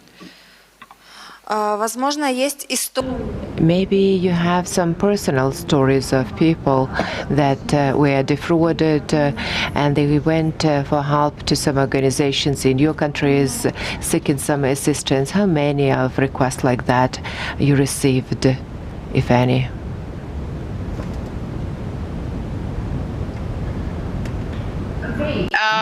We can definitely, if maybe you got contact, in contact with Arish, there is a huge network of Arab journalists who can definitely be interested in looking into it in the different countries, in the different Arabic countries, so we can find out more if we have cases, documented cases, if we have cases that we can document for you if you are working in this story. As for me, I'm interested in prostitution, because topic of prostitution, yes, because I have some connections with organizations that work with women that was suffered from this case, and they have connections with the other countries such as Sweden and so on. We can work. We can definitely work on that if you are interested. Yes. Yeah, I think we can do that. I think we can find women that were suffered from this. Yes, we definitely can. Okay. Actually, we are at Arish. We have journalists in 16 countries. And if you have any interested topics or need cases, need sources, need to verify information, we can help. Peter, he knows about Arish, and we will be so happy to help any of you to find information or cases or anything. Okay, we have another. Okay. Potentially, the issue of labor migration and the case of women can be digged into deeper, because Ukrainian women can marry citizens of Middle East countries. For instance, in 2015, I went to Dubai and I heard 2 stories of Ukrainian women who came to Dubai to work, got married, and due to cultural differences from Ukrainian perspective, they happened to be victims of domestic violence. And at the end of the day, they tried to escape the country. They wanted to come back to Ukraine with their kids, and they didn't want to go back to their spouses. These were not really investigative type of stories, but stories of women with cultural twist to it. Maybe this would be interesting for you too. Thank you. It could be tackled from the point of view of domestic violence, because, we have a crucial issue in the Arab world, and I don't think Dubai is any different. We don't have legislation that really protects women against domestic violence if it's initiated by the husband or partner. We don't have legislations that prohibits or punishes the husband if he hit his woman, or if he raped his wife or hit her. We don't have legislation for that. Also, when the woman is not a citizen of the country, it's even harder for her to gain certain rights in the Arabic laws, which makes it even harder for her to get, for example, a divorce, or to get her children in case she wants to get a divorce and leave her country, but she's bonded by her children, who takes the nationality of the father just by birth. And the laws in many Arabic countries gives the father the right to keep his children, even if normally they stay with the mother until they are 17. And the age differentiate from a country to other. So we can definitely investigate this angle and tackle it from the domestic violence point of view, or the domestic violence angle. Mm-hmm. Okay, great. And so basically sometimes the mother, if she wants to leave, she can't take the children with her, and that's probably a very big problem, right? That's hard. She has to smuggle them or run away with them. It's not really easy. Mm-hmm. Okay. I have some topics. We don't have a lot of time, but I like Mohammed, I'm probably interested in the bad guys. So the thing I would be interested in is learning about mercenaries, say from Ukraine or from the occupied territories in eastern Ukraine, fighting in hotspots in the Arab world. For instance, Yemen. That would be very interesting. For instance, when Mohammed and I worked on this story about the Ukrainian doctor, or the so-called doctor, I would say, I think my team would be very interested in stories like that. For instance, bad guys using problems or unrest in territories in Arab countries to do bad things, such as this doctor. I don't think he's the only doctor there. I think there are probably other doctors like him. And I probably think that there are military instructors, mercenaries or former soldiers who are fighting either on the rebel side or on the government side. Actually, any story is interesting. Would that be something you could help my team with? Definitely, Arish. First we have to say that mercenaries and foreigner fighters are a huge problem in the Middle East. It's in Libya, it's in Yemen, it's in Syria. Every place with a conflict, with an armed conflict in the Middle East has this problem. So it's definitely an interest. Arish can definitely help with that. There's a lot of journalists, as far as I know, working and investigating the conflict zones and the conflict area, and they will definitely help you. And I think Khomeini could tell you more about their work. It will be interested for us to help and to do a part of this investigation. Just send me, and just we can talk about the details. If you have specific country that can be done, that can be done, so we can help provide information or connect you with journalists. In Yemen, I will be in Yemen, or from Syria, from Iraq. Also, this kind of people are bad guys that you are looking for. They are connecting to Emirate, and they will contracting them and sending them to Yemen, to Syria, to Iraq, to Libya. Also, Qatar, it has a part of this. They send people with connecting with Turkey to Libya. So, if you have a specific idea or names, we can work on it. Also, the cases of doctors in Yemen, as you mentioned, he is not the only doctor. There is nurses, there is other doctors, and also it is strange that some of doctors that still in Yemen till this moment under war and they didn't leave the country. If they are, it doesn't make sense. If you are a real doctor, you will leave this country and you can find another place.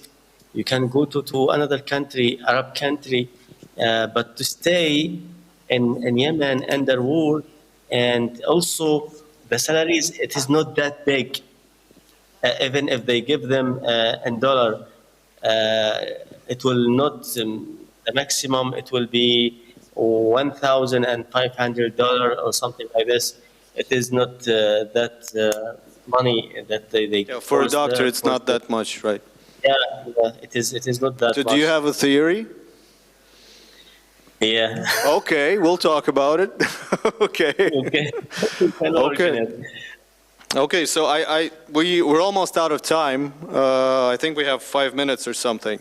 So I have a proposition, if you don't mind. So I propose that since you have my contacts, okay, and I have yours, we can probably exchange the things we'd like to learn from each other, and then we can get the people in contact directly. Of course, using digital security and stuff like that, we should start, well, just the two of us, but we can both gather on our sides, you know, the information we need, the questions we have, and then maybe the answers we get. And then we can connect the people directly, and I think we should work more with you, because I think that some of the topics are our topics.